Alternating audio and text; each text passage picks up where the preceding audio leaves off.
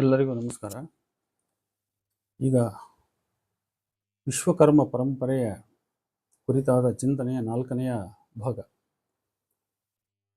ಇದು ನನಗೆ ಇಲ್ಲಿಯವರೆಗಿನ ಚರ್ಚೆಯಲ್ಲಿ ಅರ್ಥವಾದಂತೆ ಇದೊಂದು ರೀತಿಯ ವಿಸಂಗತವಾದ ಅಂತ ನನಗನ್ನಿಸಿದೆ. ಅಂದರೆ ಒಂದು ರೀತಿಯ ಬೇಸ್ಲೆಸ್ ಆರ್ಗ್ಯುಮೆಂಟ್. ಈ ವಿಸಂಗತವಾದದ ಪ್ರಾತಿನಿಧಿಕ ಕೃತಿಯಾಗಿ ವಿಶ್ವಕರ್ಮ ಆ್ಯಂಡ್ ಹಿಸ್ ಡಿಸೆಂಡೆಂಟ್ಸ್ ಅನ್ನುವಂಥ ಒಂದು ಕೃತಿ ನನಗೆ ಲಭ್ಯವಾಯಿತು. ಆ ಕೃತಿಯ ಲೇಖಕರು ಆಲ್ಫ್ರೆಡ್ ಎಡ್ವರ್ಡ್ ರಾಬರ್ಟ್ಸ್ ಮತ್ತು ರತ್ನ ಜಿನೇಂದ್ರ ರಾಬೆಲ್ ರತ್ನವಾರಿಯ ಈ ಇಬ್ಬರ ಸಹಯೋಗದ ಕೃತಿ ಅದು. ಪ್ರಕಟಣೆ ಮೆಹರ್ಚಂದ್ ಧಿಮಾನ್, ಅಧ್ಯಕ್ಷರು ಅಖಿಲ ಭಾರತ ವಿಶ್ವಕರ್ಮ ಮಹಾಸಭಾ. ಇವರು ಅದನ್ನು ಪ್ರಕಟಣೆ ಮಾಡಿದ್ದಾರೆ. ಇನ್ನೊಂದು ಲೇಖನ ಕೂಡ ಇದೆ, ಅದನ್ನು ಮುಂದೆ ನಾನು ಪ್ರಸ್ತಾಪ ಮಾಡ್ತೇನೆ. ಈ ಆಂಗ್ಲ ಕೃತಿಯ ಕೆಲವು ವಿಚಾರಗಳನ್ನು ನಾವು ಪರಿಶೀಲನೆ ಮಾಡ್ತಾ ಹೋದಾಗ ಇದು ಒಂದು ರೀತಿ ತನ್ನ ಅತಿರೇಕವನ್ನು ಪ್ರದರ್ಶಿಸಿರುವುದು ಎಲ್ಲರಿಗೂ ಸುಲಭವಾಗಿ ಮನವರಿಕೆ ಆಗ್ತದೆ.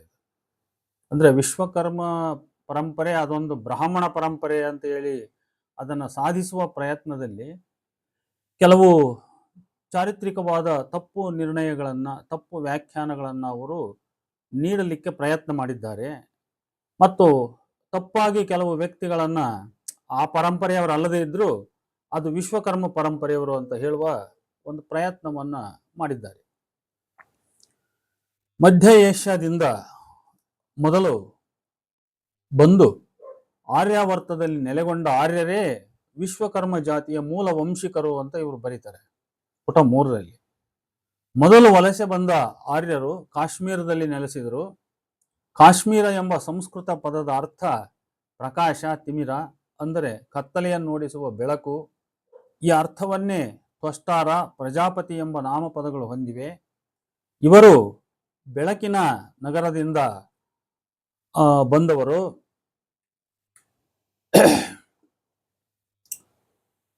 ಬೆಳಕಿನ ನಗರದಿಂದ ಬಂದವರು ಅಂತ ಅರ್ಥ.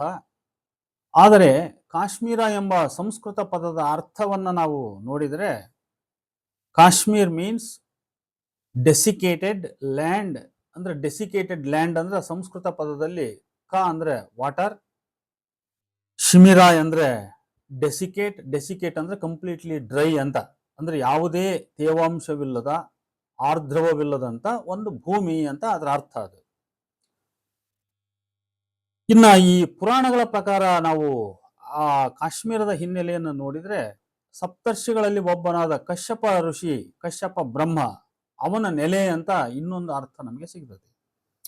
ಆದರೆ ಈ ಹೆಸರನ್ನ ಮೇಲಿನ ಲೇಖಕರು ವಿಶ್ವಕರ್ಮರ ಮೂಲ ವಂಶಿಕ ತ್ವಷ್ಟನಿಗೆ ತಳಕು ಹಾಕುವ ಪ್ರಯತ್ನವನ್ನು ಅವರು ಮಾಡಿ, ತ್ವಷ್ಟನಿಗೂ ಕಶ್ಯಪನಿಗೂ ಯಾವ ಸಂಬಂಧವೂ ಇಲ್ಲ, ಆದರೂ ಕೂಡ ಅಂಥದ್ದೊಂದು ಪ್ರಯತ್ನವನ್ನು ಅವರು ನಡೆಸಿದ್ದಾರೆ.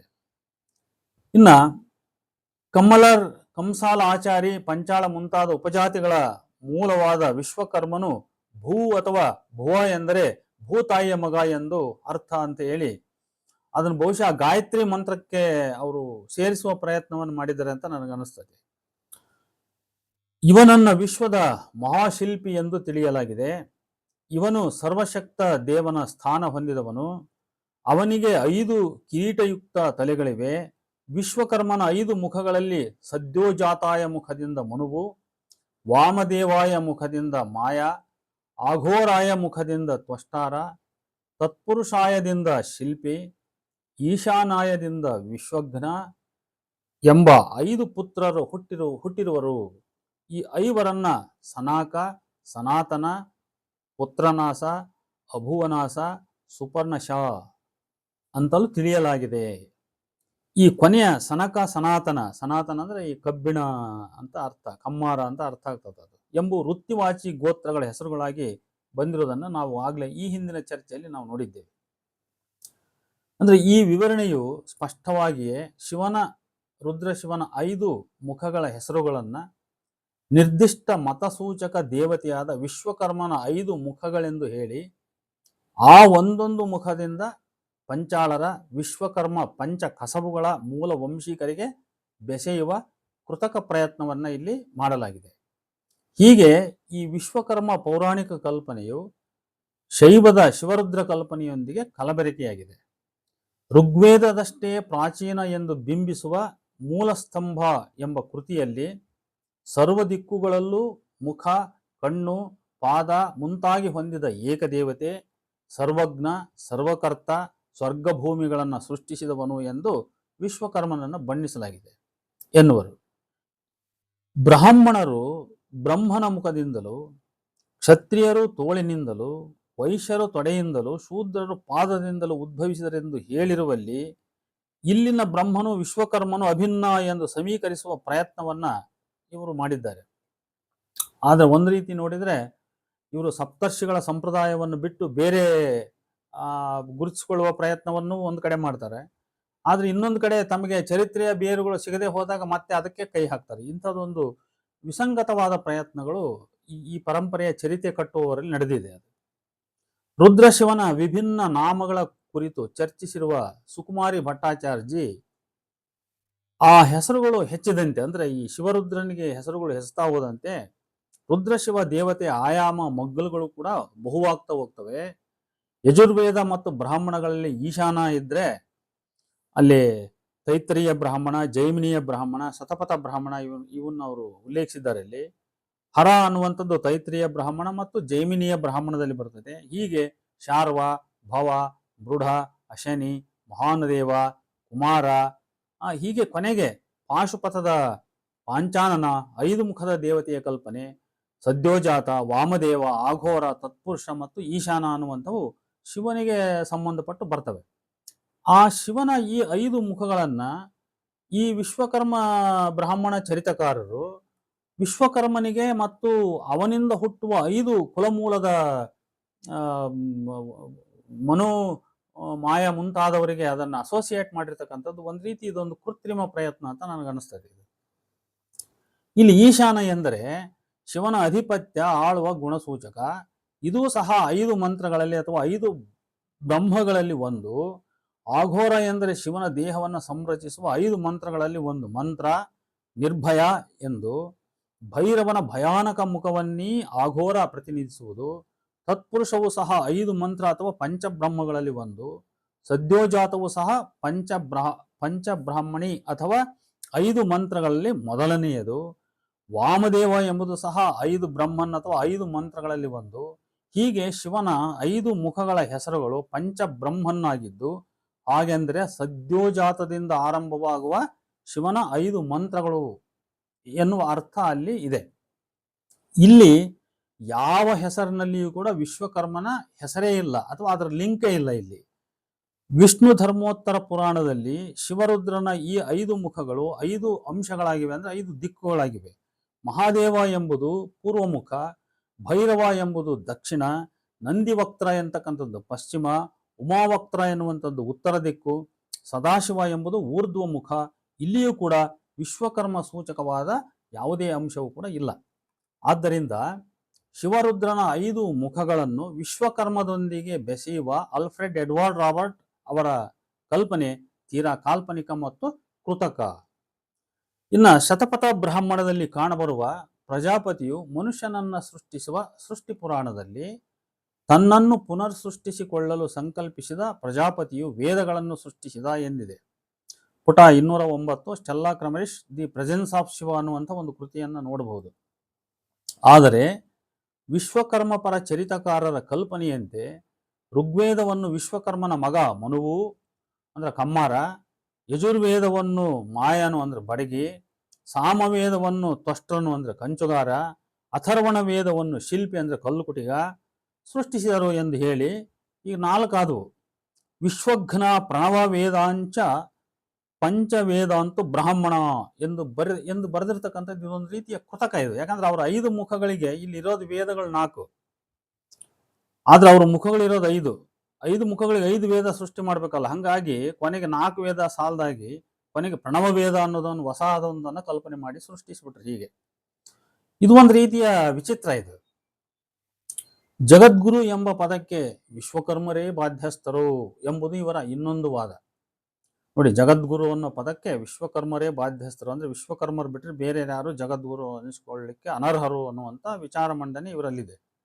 ಶಂಕರಾಚಾರ್ಯರು ವಿಶ್ವಕರ್ಮ ಬ್ರಾಹ್ಮಣರಂತೆ, ಅವರು ತ್ವಷ್ಟಾರನ ವಂಶದವರಂತೆ. ಆದಿಶಂಕರಾಚಾರ್ಯರು ಶುದ್ಧ ಹಿಂದೂ ಬ್ರಾಹ್ಮಣರು, ಅದರಲ್ಲಿಯೂ ಶಿವನ ಅವತಾರವೆಂದು ಅವರನ್ನು ತಿಳಿಯಲಾಗಿದೆ. ಇವರು ಕ್ರಿಸ್ತಶಕ 8ನೇ ಶತಮಾನದ ಚಾರಿತ್ರಿಕ ಪುರುಷರು. ಕೇರಳ ದೇಶದ ಪೂರ್ಣ ನದಿಯ ಋಷಾಚಲ ಎಂಬ ಬೆಟ್ಟವಿದ್ದು ಅದರ ಮೇಲೆ ಶಿವ ದೇವಾಲಯವಿದೆ. ಈ ಪ್ರದೇಶದಲ್ಲಿ ಬ್ರಾಹ್ಮಣರ ಊರದ ಕಾಲಡಿ ಅಥವಾ ಕಲಡಿಯಲ್ಲಿ ಶಂಕರರು ವಿದ್ಯಾಧಿರಾಜನ ಮಗನಾಗಿ ಅವರ ಜನ್ಮನಾಮ ಶಿವಗುರು ಅಂತ ಜನಿಸಿದರು ಅಂತ. ಹೀಗೆ ಶಂಕರಾಚಾರ್ಯರ ಚರಿತ್ರೆ ಅಥವಾ ಅವರ ಕುಲಮೂಲ ಬೇರೆ ಇದ್ರೆ ಇವರು ಶಂಕರಾಚಾರ್ಯರು ವಿಶ್ವಕರ್ಮ ಜಾತಿಯವರು ಅಂತ ಇವರು ಹೇಳ್ತಾರೆ. ಈ ಕೃತಿಯಲ್ಲಿ ಅನೇಕ ವಿಚಿತ್ರ ಅಸಂಗತ ಕಲ್ಪನೆಗಳು ಕೂಡ ಇದ್ದಾವೆ. ಈಗ ಮನುವಿನ ಕುರಿತು ಈ ಕೃತಿಯಲ್ಲಿನ ಅಸಂಗತ ಸ್ವಯಂ ವೈರುಧ್ಯದ ಕಲ್ಪನೆ ಹೇಗಿದೆ ಅಂದ್ರೆ, ವಿಶ್ವಕರ್ಮನ ಮೊದಲ ಮಗ ಮನು. ಮನು ಎಂಬ ಪದದ ಮೂಲ ಧಾತು ಮನ್ ಅಂದ್ರೆ ವೇದಗಳನ್ನು ತಿಳಿ ಎಂಬ ಪದದಿಂದ ಬಂದಿದೆ. ಮೇಧಾತಿಥಿ ಎಂಬುವನು ಹೇಳುವಂತೆ ಪ್ರಜಾಪತಿ ಮನುವು ಅಂದ್ರೆ ಗಮನಿಸಿ, ಪ್ರಜಾಪತಿಯು ಇಲ್ಲಿ ಮನು ಎಂದಾದ. ಪ್ರಜಾಪತಿಯನ್ನ ಮನು ಅಂತ ಮಾಡಿದ್ರು ಅವರು. Prajapati equals to Vishwakarma equals to Brahma, ಈ ಕಲ್ಪನೆ ಸರಿ. ಆದ್ರೆ ಇವರು ಪ್ರಜಾಪತಿಯನ್ನ ಮನು ಅಂತ ಮಾಡಿದ್ರು. ಅನೇಕ ವೇದ ಶಾಖೆಗಳನ್ನು ಅಧ್ಯಯನ ಮಾಡಿದ ಒಬ್ಬ ನಿರ್ದಿಷ್ಟ ವ್ಯಕ್ತಿ, ಪುಟ 12ರಲ್ಲಿ ಬರೀತಾರೆ, ಗೋವಿಂದರಾಜ ಹೇಳುವಂತೆ ಅವನೊಬ್ಬ ಮಹಾನ್ ಋಷಿ. ಕುಲ್ಲಕ ಭಟ್ಟನ ಪ್ರಕಾರ ಮನುವು ಆ ಮಹಾನ್ ಚೇತನದ ಅವತಾರ. ಮೇಲಾಗಿ ಅವನು ಮಹಾ ಸಮತ ಅಥವಾ ಮಹಾ ಸಾಮಂತ ಅಂತ ಇರಬಹುದೇನೋ ಎಂಬ ರಾಜನಂತೆ. ಇವನಿಂದಲೇ ಅನೇಕ ರಾಜವಂಶಗಳು ಹುಟ್ಟಿದವಂತೆ. ಸೌರ ವಂಶದವರಾದ ಚೋಳರು ಮತ್ತು ಚಾಲುಕ್ಯರು ಕೂಡ ಇವರಿಂದಲೇ ಹುಟ್ಟಿದವರು. ಅವನು ಸೂರ್ಯ ವಂಶದ ವಿಶ್ವಕರ್ಮ ಜಾತಿಯ ಕಮ್ಮಾರನಂತೆ. ವಿಜಯೋನಿಂದ ಮಹಾಸೇನನವರೆಗೆ ನಮ್ಮೆಲ್ಲರ ರಾಜರುಗಳು ಸೂರ್ಯ ವಂಶದ ಕಮ್ಮಾರನಾದ ಆ ಮನುವಿನಿಂದಲೇ ಬಂದವರಂತೆ.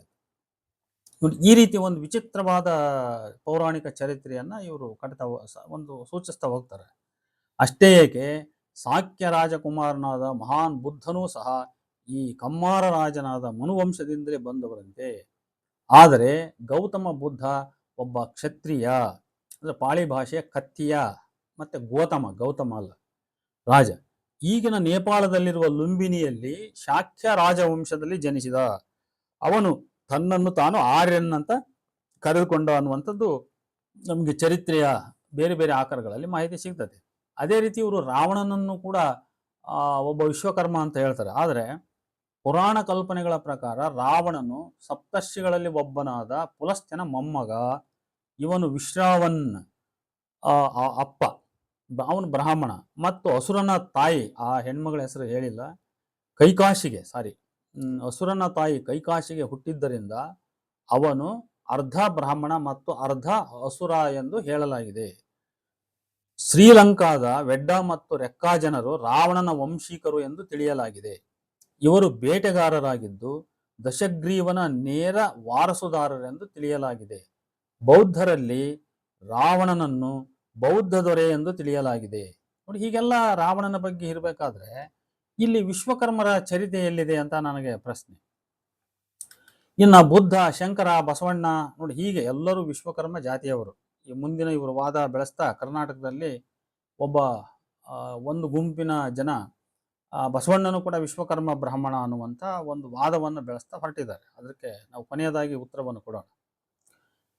ಈ ಚರಿತ್ರಕಾರರು ವಿಶ್ವಕರ್ಮನ ಅಗೋಚರ, ಅನಂತ, ಅಸೀಮ, ಅಚಾರಿತ್ರಿಕವಾದ ಸೃಷ್ಟಿಕರ್ತ ಪ್ರಜಾಪತಿ ಬ್ರಹ್ಮನ ಗುಣಗಳನ್ನೆಲ್ಲ ಕಿತ್ತು ಬಿಸುಟಿ ಅವನನ್ನೊಬ್ಬ ಕಲಿಯುಗದ ನಿರ್ದಿಷ್ಟ ಕುಲಜಾತಿ ಲೋಕದ ಕಮ್ಮಾರ ಜಾತಿಗೆ ಇಳಿಸಿ ಈ ಮೂಲಕ ಪಂಚವೃತ್ತಿಗಳ ಪಂಚಾಳ ವಿಶ್ವಕರ್ಮರ ಪ್ರಾಚೀನತೆಯ ಶ್ರೇಷ್ಠತೆಯನ್ನು ಎತ್ತಿ ಹಿಡಿಯುವ ಕೃತ್ರಿಮ ಪ್ರಯತ್ನ ನಡೆಸಿರುವುದು ಒಂದು ರೀತಿ ಅಪಹಾಸ್ಯದ ಸಂಗತಿಯಲ್ಲವೇ?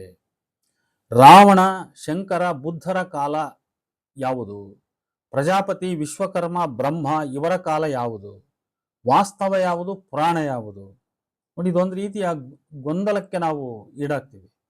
ಯಾಕಂದ್ರೆ ಇವರು ಚಾರಿತ್ರಿಕ ಮತ್ತು ಅಚಾರಿತ್ರಿಕ ವಿಷಯಗಳನ್ನು ಬೆಸೀತಾ ಹೋಗೋದ್ರಿಂದ ಮತ್ತು ಯಾವುದೋ ಕಲ್ಪನೆಯನ್ನು ಎಲ್ಲಿಗೂ ಹೋಗಿ ಸೇರಿಸೋದ್ರಿಂದ ರಾವಣನ ಕಾಲ ಚಾರಿತ್ರಿಕ ಪೌರಾಣಿಕ ಕಾಲ, ಆಮೇಲೆ ಅದಕ್ಕಿಂತ ಹಿಂದೆ ಇವರೆಲ್ಲರೂ ಒಬ್ಬ ವಿಶ್ವಕರ್ಮ ಅಥವಾ ಪ್ರಜಾಪತಿ ಅವರೆಲ್ಲ ಈಗ ನಾವು ವ್ಯಕ್ತಿಗಳಾಗಿ ಕಲ್ಪನೆ ಮಾಡಿಕೊಳ್ಳಿಕ್ಕೆ ಸಾಧ್ಯವೇ ಇಲ್ಲ, ಆ ತರದ ವಿಚಾರಗಳವು.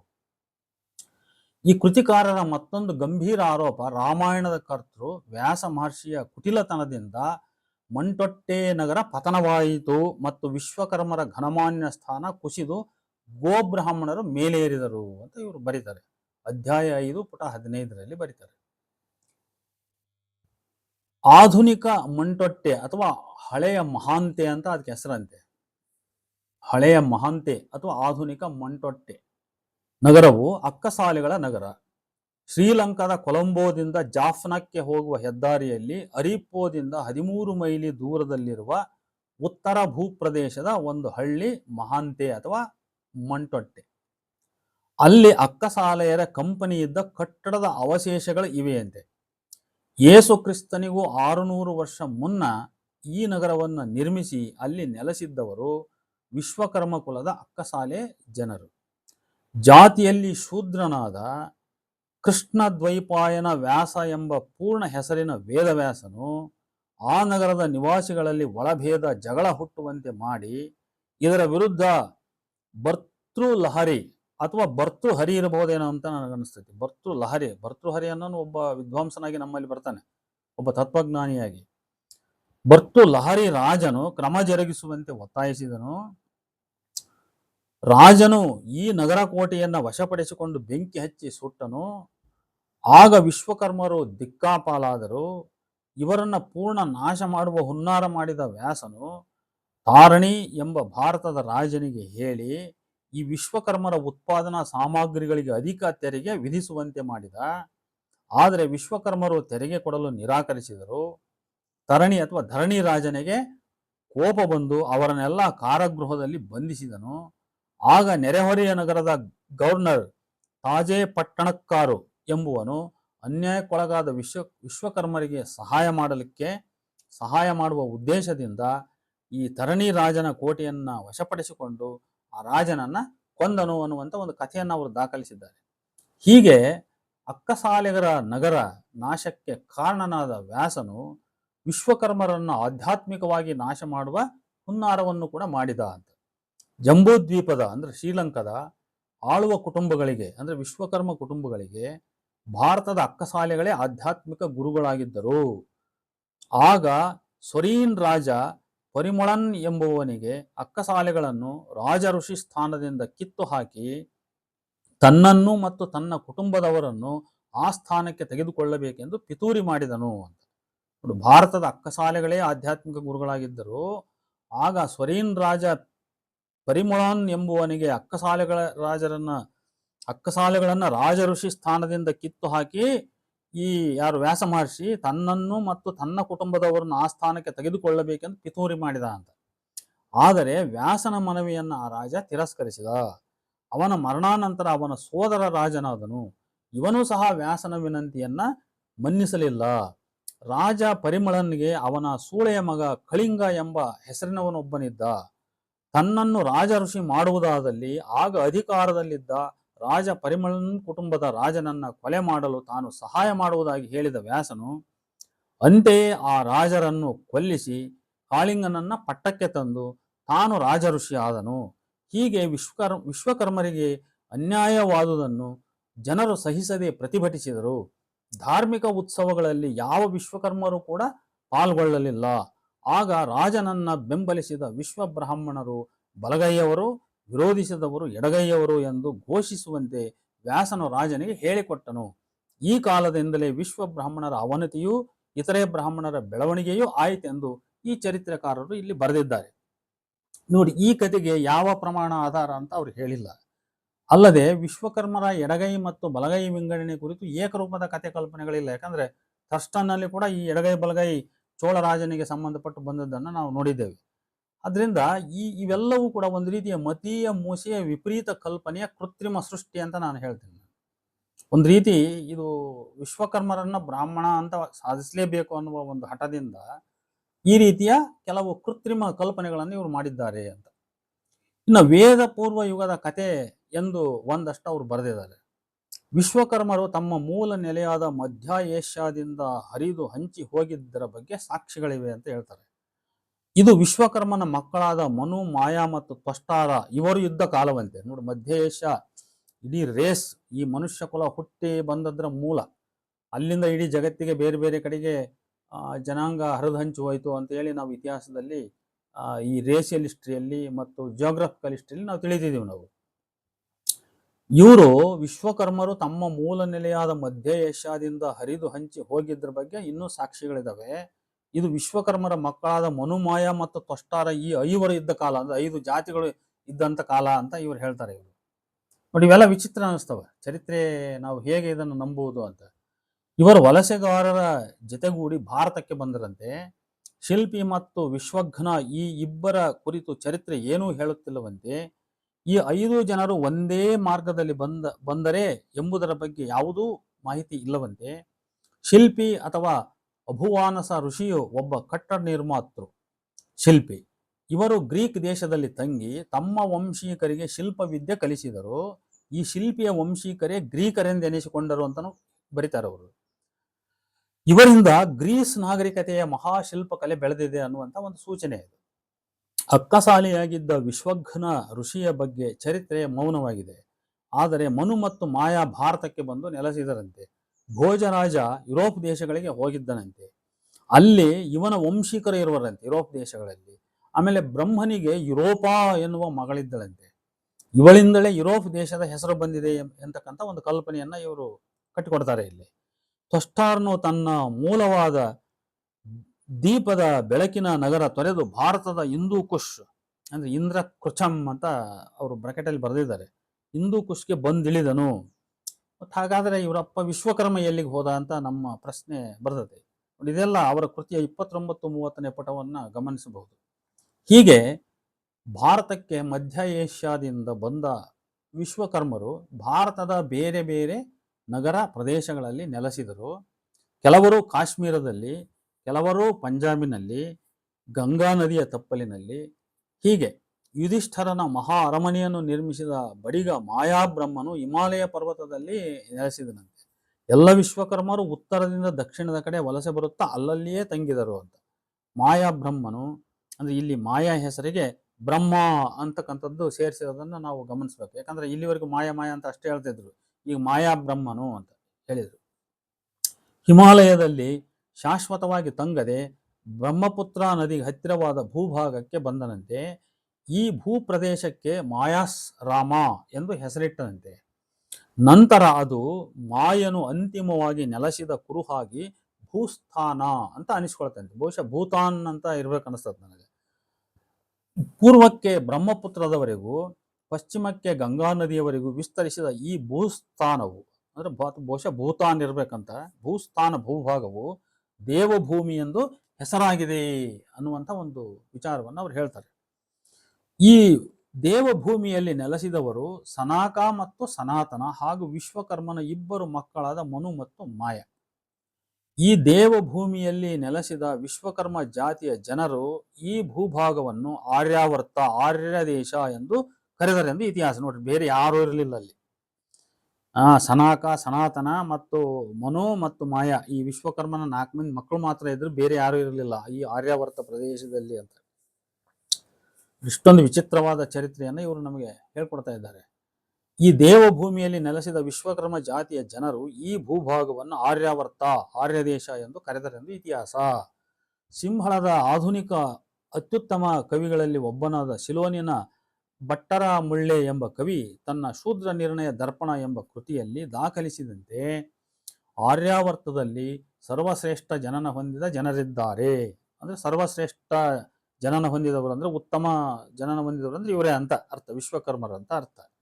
ನಿಜಕ್ಕೂ ಇವರೇ ಆ ವಿಶ್ವಕರ್ಮ ದೇವನಿಂದ ಹುಟ್ಟಿ ಬಂದವರು ಅಂತ ಇವರು ಬರೀತಾರೆ. ವಿಶ್ವಕರ್ಮ ದೇವನಿಂದ ಹುಟ್ಟಿ ಬಂದವರು. ನೋಡಿ, ಈಗ ವಿಶ್ವಕರ್ಮ ಏನಾದ ದೇವ ಆದಿವ.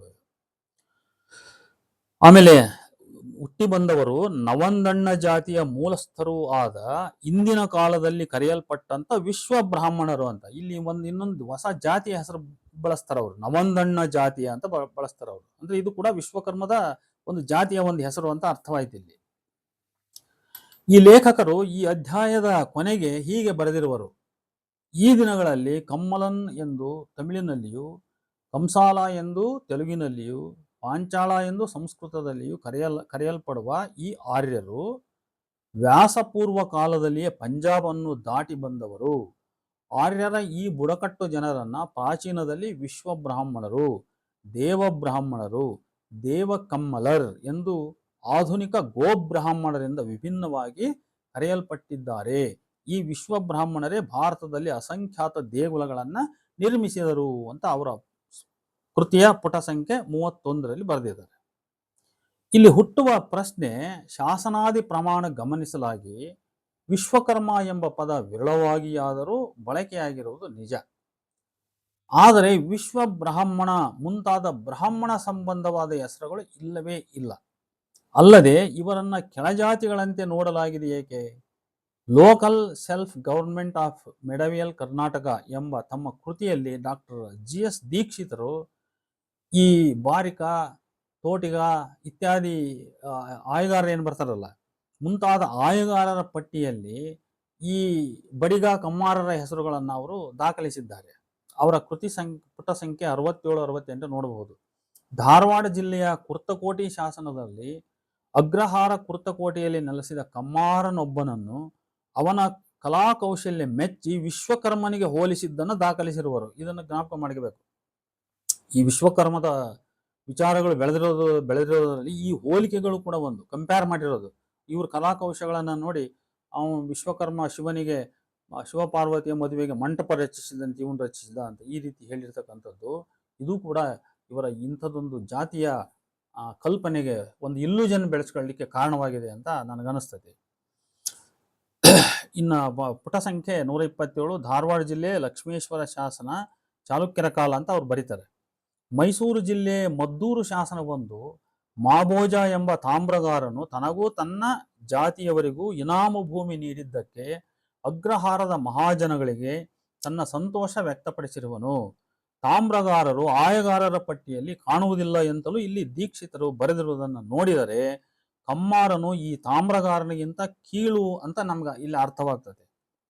ವಿಶ್ವಕರ್ಮರಲ್ಲಿ ಬಡಿಗ, ಕಮ್ಮಾರ ಇವರಿಗಿಂತ ಅಕ್ಕಸಾಲಿಯ ಕಂಚುಗಾರರು ಶ್ರೇಷ್ಠ ಎಂಬುದು ಕಾಣಬರುತ್ತದೆ. ಮಾತ್ರವಲ್ಲ, ತಾವು ಬ್ರಾಹ್ಮಣರು ಎಂಬ ವ್ಯಸನ ಈ ವಿಶ್ವಕರ್ಮರಲ್ಲಿ ಬೇರೆಯವರಿಗೆ ಇರುವುದಕ್ಕಿಂತ ಹೆಚ್ಚಾಗಿ ಅಕ್ಕಸಾಲೆಗಳಿಗೆ ಹೆಚ್ಚು ಇದೆ ಅಂತಕ್ಕಂಥದ್ದು ನಮಗೆ ಪ್ರತಿ ಚರ್ಚೆಯಲ್ಲಿ ಕೂಡ ಅದು ನಿಚ್ಚಳವಾಗ್ತಾ ಬಂದಿದೆ. ಕ್ರಿಸ್ತಶಕ 685 ಬಳ್ಳಿಗಾವೆ ಶಾಸನದಲ್ಲಿ ಗ್ರಾಮವೊಂದು ಪಾರ್ವರು ಮತ್ತು ಪ್ರಜೆಗಳಿಂದ ಆಳಲ್ಪಟ್ಟ ಪ್ರಥಮ ಉಲ್ಲೇಖ ನಮಗೆ ದೊರೆತದೆ. ಇಲ್ಲೇಕೆ ವಿಶ್ವಬ್ರಾಹ್ಮಣ ಅಂತ ಇಲ್ಲ ಅಂತ.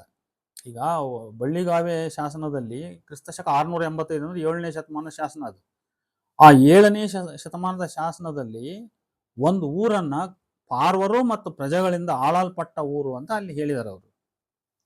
ಮತ್ತೆ ಈಗ ಈ ವಿಶ್ವಕರ್ಮ ಬ್ರಾಹ್ಮಣರಂತ ಅಲ್ಲಿ ಹೇಳ್ಬೋದಿತ್ತಲ್ಲ, ಯಾಕಂದ್ರೆ ಇವರು ಬ್ರಾಹ್ಮಣರಿಗಿಂತ ಶ್ರೇಷ್ಠ, ಬ್ರಾಹ್ಮಣರಿಗಿಂತ ಪೂರ್ವಜರು ಅಂತ ಇರುವಾಗ ಬ್ರಾಹ್ಮಣರು ಅನ್ನೋ ಅಥವಾ ಪಾರ್ವರು ಅನ್ನೋ ಪದಕ್ಕಿಂತ ಮುಂಚೆ ಅಲ್ಲಿ ವಿಶ್ವಕರ್ಮ ಬ್ರಾಹ್ಮಣರು ಅಂತ ಇರಬೇಕಿತ್ತು. ಹಾಗಾದ್ರೆ ಮತ್ತೆ ಅದು ಯಾಕೆ ಬರಲಿಲ್ಲ ಅಂತ ನಮಗೆ ಪ್ರಶ್ನೆ ಇಲ್ಲಿ ಹುಟ್ಟುತ್ತದೆ.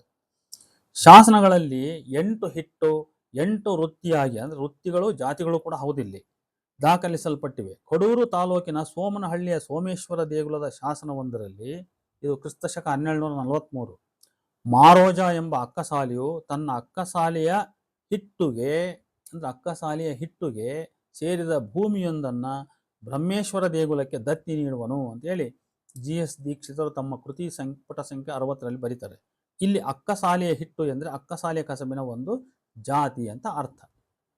ಆದ್ದರಿಂದ ವಿಶ್ವಕರ್ಮರು ಇತಿಹಾಸದುದ್ದಕ್ಕೂ ವಾಸ್ತವವಾಗಿ ಊರಿನ, ದೇಶದ ಸೇವಾಳುಗಳಾಗಿ ಜೀವಿಸಿರುವ ವರ್ಗವೇ ಹೊರತು ಆಳುವ ಪ್ರಭುಗಳ ಅಥವಾ ಪುರೋಹಿತ ಪಾರ್ವರ ಸ್ಥಾನದಲ್ಲಿ ಜೀವಿಸಿದವರಲ್ಲ. ಅವರ ಹೆಸರುಗಳಲ್ಲಿ ಎಲ್ಲಿಯೂ ಭಟ್ಟ, ಪಂಡಿತ, ಜೋಶಿ, ಜ್ಯೋತಿಷಿ, ಅರಸ, ಅಯ್ಯ, ದ್ವಿವೇದಿ, ತ್ರಿವೇದಿ, ಋಗ್ವೇದಿ, ವೇದಾಂತಿ, ಪಾಠಕ ಎಂದು ಮುಂತಾಗಿ ಬಾರದೆ ಸೇವೆ ಕೆಲಸದ ಸೂಚಕವಾದ ಓಜ ಎಂಬ ಅಂತ್ಯಾಕ್ಷರ ಹೊಂದಿ ಬಂದಿದೆ. ವಿಶ್ವಕರ್ಮರು ರಾಜಶಾಹಿ ವ್ಯವಸ್ಥೆಯಲ್ಲಿ ಶೂದ್ರ ಸಮಾನವಾಗಿ ಇದ್ದವರೆನ್ನಲು ಅಮರಸಿಂಹನ ಅಮರಕೋಶವು ಒಂದು ಅಧಿಕೃತ ಪ್ರಮಾಣವಾಗಿ ನಾವಿಲ್ಲಿ ಭಾವಿಸಬಹುದು. ಯಾಕಂದ್ರೆ ಇದು ಕ್ರಿಸ್ತಶಕ ಬಿಟ್ವೀನ್ 6 ಮತ್ತು 8 ಮಧ್ಯೆ ಸೃಷ್ಟಿಯಾದ ಕೃತಿ ಅಂತ ನೋಡಿ. ಈಗ ಈ ಕಾಲದ ಈ ಕೃತಿಯಲ್ಲಿ ಏನ್ ತಿಳಿತೈತೆ ಅಂತ ಹೇಳಿದ್ರೆ, ದ್ವಿತೀಯ ಕಾಂಡ 10ನೇ ಅಧ್ಯಾಯ ಶೂದ್ರ ವರ್ಗದ ಪಟ್ಟಿಯಲ್ಲಿ ಈ ಬಡಗಿ, ಕಮ್ಮಾರ ಮೊದಲಾದವರ ಹೆಸರುಗಳು ಬರ್ತವೆ. ಅಮರಕೋಶ ಪ್ರಸಾರಂಗ ಮೈಸೂರು ವಿಶ್ವವಿದ್ಯಾಲಯ 1970ನೇ ಇಸ್ವಿಯಲ್ಲಿ ಪ್ರಕಟ ಆಗಿರೋದು. ಪುಟ ಸಂಖ್ಯೆ 147 155 ಅಲ್ಲಿವರೆಗೆ. ಈ ಭಾಗದಲ್ಲಿ ಕೈಗೆಲಸದವನು, ಸ್ವಜಾತಿಗಳಾದ ಶಿಲ್ಪಿಗಳ ಸಮೂಹ, ಹೂವಾಡಿಗ, ಕುಂಬಾರನು, ಗಾರೆ ಬಳಿಯುವವನು, ನೇಯ್ಗೆಯವನು, ದರ್ಜೆ, ಚಿತ್ರಗಾರ, ಸಾಣೆಗಾರ, ಚರ್ಮದ ಕೆಲಸ ಮಾಡುವವನು, ಲೋಹದ ಕೆಲಸ ಮಾಡುವವನು, ಚಿನ್ನದ ಕೆಲಸದವನು, ಅಕ್ಕಸಾಲೆ, ಬೆಳ್ಳಿಯ ಕೆಲಸದವನು, ಶಂಖದ ಕೆಲಸದವನು, ತಾಮ್ರದ ಕೆಲಸದವನು, ಬಡಗಿ, ಊರಿಗೆಲ್ಲ ಅಧೀನವಾದ ಬಡಗಿ, ಆಮೇಲೆ ಯಾರಿಗೂ ಅಧೀನವಾಗದಿರುವ ಬಡಗಿ, ನಾಯಿಂದ, ಅಗಸ, ಹೆಂಡದ ಕೆಲಸದವನು, ಕುರುಬ, ಪೂಜಾರಿ, ಇಂದ್ರಜಾಲ ಮಾಡುವವನು, ಕೈತಾಳದವನು, ಹೀಗೆ ಈ ಪಟ್ಟಿಯಲ್ಲಿ 704ರಿಂದ 754ನೇ ಸಾಲಿನವರೆಗೆ 106 ಹೆಸರುಗಳು ಬಂದಿವೆ. ವಿಶ್ವಕರ್ಮ ಎಂದರೆ ವಿಶ್ವಕರ್ಮಾರ್ಕ ಸುರಶಿಲ್ಪಿನೋ ಅನ್ನುವಂಥ ಸಂಸ್ಕೃತ ಸಾಲನ್ನು ಅಲ್ಲಿ ಬರ್ತದೆ.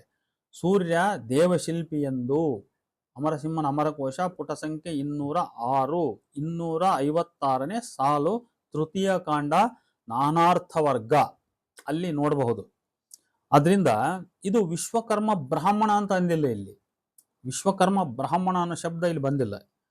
ಮೋನಿಯರ್ ವಿಲಿಯಮ್ಸ್ ಸಂಸ್ಕೃತ ನಿಘಂಟು ಅಲ್ಲಿ ವಿಶ್ವ ಅಂದ್ರೆ ಹರಡು ಅಂತ ಸಿಗ್ತದೆ. ಆಮೇಲೆ ಎಲ್ಲದು, ಪ್ರತಿಯೊಂದು, ಪ್ರತಿಯೊಬ್ಬನು, ಇಡೀ, ಅಖಂಡ ವಿಶ್ವ ಎಂಬ ಅರ್ಥ ಇದೆ ಅಲ್ಲಿ ವಿಶ್ವ ಅಂತ ಹೇಳಿದ್ರೆ. ಆಮೇಲೆ ಎಲ್ಲದನ್ನು ಹೊಂದಿರುವ, ಎಲ್ಲೆಡೆ ಹರಡಿರುವ, ಎಲ್ಲೆಲ್ಲೂ ಇರುವ ಸರ್ವಾಂತರ್ಯಾಮಿ. ಆಮೇಲೆ ವಿಷ್ಣುಗೆ ಅನ್ವಯಿಸಲ್ಪಟ್ಟ ಪದವಾಗಿ ಉಪನಿಷತ್ತು ಮತ್ತು ಮಹಾಭಾರತದಲ್ಲಿ ಈ ವಿಶ್ವಕರ್ಮ ಎನ್ನುವ ಪದ ಪ್ರಯೋಗವಾಗಿದೆ. ವಿಶ್ವಕರ್ತೃ, ವಿಶ್ವಕರ್ಮನ್ ಅಂದ್ರೆ ಜಗತ್ ಸೃಷ್ಟಿಕರ್ತ ಎಂಬರ್ಥ. ಈ ಯಾವ ಪದಕೋಶಗಳು ಸಹ ವಿಶ್ವಕರ್ಮನು ವಿಶ್ವಬ್ರಾಹ್ಮಣ, ವಿಶ್ವಕರ್ಮ ಜಾತಿಯನ್ನೇ ಸೃಷ್ಟಿಸಿದವನು ಅಂತ ವಿಶೇಷವಾಗಿ ಎಲ್ಲೂ ಹೇಳಿಲ್ಲ. ಅದರಿಂದ ಈ ವಿಶ್ವಕರ್ಮ ಪದವನ್ನು ನಾವು ಸರಿಯಾಗಿ ಅರ್ಥ ಮಾಡ್ಕೋಬೇಕಾದ್ರೆ ಅದಕ್ಕಿರುವ ಮೊದಲು ಜನರಲ್ ಸೆನ್ಸ್ ಅನ್ನು ನಾವು ತಿಳ್ಕೋಬೇಕು. ಅದು ಮೂಲತಃ ಸರ್ವ ಸೃಷ್ಟಿ ಮಾಡ್ತಕ್ಕಂಥ ಪ್ರಜಾಪತಿಗೆ ಸಂವಾದಿಯಾಗಿ ಅದು ಮೂಲ ಪ್ರಯೋಗವಾಯಿತು. ಆದರೆ ಅದು ನಂತರ ಅದನ್ನು ಒಂದು ಸೆಕ್ಟ್ಗೆ, ಒಂದು ಕ್ಯಾಸ್ಟ್ಗೆ, ಒಂದು ಪ್ರೊಫೆಷನ್ನಿಗೆ ಆ ಮಟ್ಟಕ್ಕೆ ಅದನ್ನು ಇಳಿಸಿ ಅದರ ಅರ್ಥವನ್ನು ಸಂಕುಚಿತಗೊಳಿಸಲಾಯಿತು. ಈ ವಿಶ್ವಕರ್ಮ ಜಾತಿಯವರು ತಮ್ಮ ಮೂಲ ಹೇಳ್ಕೊಳ್ಳೋದು ಅಂದ್ರೆ ಇಲ್ಲಿಂದ ಅಂತ. ಅದು ಪ್ರಾಚೀನ ವಿಶ್ವಕರ್ಮ ಪದಕ್ಕೆ ಅದು ಅನ್ವಯ ಆಗದೇ ಇಲ್ಲ. ಅದು ವಿಶ್ವಕರ್ಮರು ಬ್ರಾಹ್ಮಣರು ಎಂಬ ವಾದವೇ ಕಳೆದ ಕೆಲ ಶತಮಾನಗಳಲ್ಲಿ ಹುಟ್ಟಿ ಇದಕ್ಕೆ ಪೂರಕವಾದ ಚಾರಿತ್ರಿಕ ಪ್ರಮಾಣ ಸಹಿತ ಚರಿತ್ರೆ ಕಟ್ಟುವಲ್ಲಿ ಸೋತ ಕೈಗಳು ಈ ಇಲ್ಲ ಸಲ್ಲದ ಪುರಾಣ ಸೃಷ್ಟಿಗೆ ಮುಂದಾಗಿ ಅನೇಕ ಅಸಂಗತಗಳನ್ನ ಸೃಷ್ಟಿಸಿರ್ತಕ್ಕಂಥದ್ದು ವಿಷಾದಕರ ಅಂತ ನನಗನ್ನಿಸ್ತದೆ. ವಿಶ್ವಕರ್ಮ ಬ್ರಾಹ್ಮಣವಾದಿಗಳು ಕಟ್ಟಿರುವ ಪುರಾಣ ಕಥೆಯಲ್ಲಿ ವಿಶ್ವಕರ್ಮನ ಮಗನಾಗಿ ತ್ವಷ್ಟೃ ಬರುತ್ತಾನೆ, ಇವನ ಸೋದರನಾಗಿ ಮನು ಬರುತ್ತಾನೆ. ವಿಶ್ವಕರ್ಮನ ಮಿತ್ ಋಗ್ವೇದದ ಪ್ರಜಾಪತಿಯೊಂದಿಗೂ ಮತ್ತು ಋಭುಗಳೊಂದಿಗೂ ತೊಳಕು ಹಾಕಿಕೊಂಡಿದೆ. ಈ ಕುರಿತು ನಾವು ಆಗಲೇ ಕೆಲವು ಪರಿಶೀಲನೆ ಹೇಳಿದ್ದಾಗಿದೆ. ಆದರೂ ಇಲ್ಲಿ ಪ್ರಾಸಂಗಿಕವಾಗಿ ಒಂದಷ್ಟು ವಿಚಾರವನ್ನು ನಾನು ಪ್ರಸ್ತಾಪಿಸಬೇಕಂತ ಅನ್ಕೊಂಡಿದ್ದೇನೆ. ನೋಡ, ಪ್ರಥಮ ಮಾನವ ಪುರುಷ, ಪುರುಷರಲ್ಲಿ ಪ್ರಥಮ ಅಥವಾ ಪ್ರಥಮ ಮಾನವ. ಋಗ್ವೇದದಲ್ಲಿ ಯಾರು ನಿಜವಾದ ಮೊದಲ ಮನುಷ್ಯ ಎಂಬುದು ನಿಸ್ಸಂದಿಗ್ಧ ಅಂತ ಎ ಬಿ ಕೀತ್ ಬರಿತಾನೆ. ಅವನೇ ಮನು ಅಥವಾ ಮನುಗಳು ಎನ್ನುವರು. ಮೊದಲ ಮನುಷ್ಯ ಯಾರಪ್ಪ ಅಂದ್ರೆ ಮನು ಅಥವಾ ಮನುಗಳು ಅಂತ. ಇದು ಗೋಥಿಕ್ನ ಮನ್ನಕ್ಕೆ ಸಮ. ಮೂಲ ಧಾತು ಮನ್ ಅಂದ್ರೆ ಆಲೋಚಿಸು ಎಂದು. ಮನುಷ್ಯರ ಮೂಲ ಪುರುಷನಾಗಿ ಪೂರ್ವಜನಾಗಿ ಈ ಮನು ಹೆಸರು ಋಗ್ವೇದದಲ್ಲಿ 40 ಬಾರಿ ಬಂದಿದೆ. ನೋಡಿ, ಇವರು ವಿಶ್ವಕರ್ಮನಿಂದ ಮನು ಹುಟ್ಟಿದ ಅಂತ ಹೇಳ್ತಾರಲ್ಲ, ಇದು ಈ ಮನುವಿಗೆ ವೇದಗಳಲ್ಲಿ ಏನ್ ಅರ್ಥವಿದೆ ಅನ್ನೋದನ್ನ ನಾವು ಈ ಕೀತನ ವಿಶ್ಲೇಷಣೆ ವಿವರಣೆಯ ಮುಖಾಂತರ ತಿಳ್ಕೊತ ಹೋಗ್ಬೋದು. ಇಲ್ಲಿ ಋಗ್ವೇದದಲ್ಲಿ ಇವನು ಮೊದಲ ಮನುಷ್ಯ ಅಂತ ಅರ್ಥ ಬರ್ತದೆ, ಅಥವಾ ಮನುಷ್ಯರು, ಮೊದಲ ಮನುಷ್ಯರು ಅಂತ. ಇದು ಗೋಥಿಕ್ನ ಮನ್ನಕ್ಕೆ ಸಮ. ಮೂಲಧಾತು ಮನ್ ಅಂದ್ರೆ ಆಲೋಚಿಸುವಂತ ಅರ್ಥ. ಮನುಷ್ಯರ ಮೂಲ ಪುರುಷನಾಗಿ ಪೂರ್ವಜನಾಗಿ ಈ ಮನು ಹೆಸರು ಋಗ್ವೇದದಲ್ಲಿ 40 ಸಾರಿ ಬಂದಿದೆ. ಯಜ್ಞ ಮಾಡಿದವರಲ್ಲಿ ಇವನೇ ಮೊದಲಿಗ.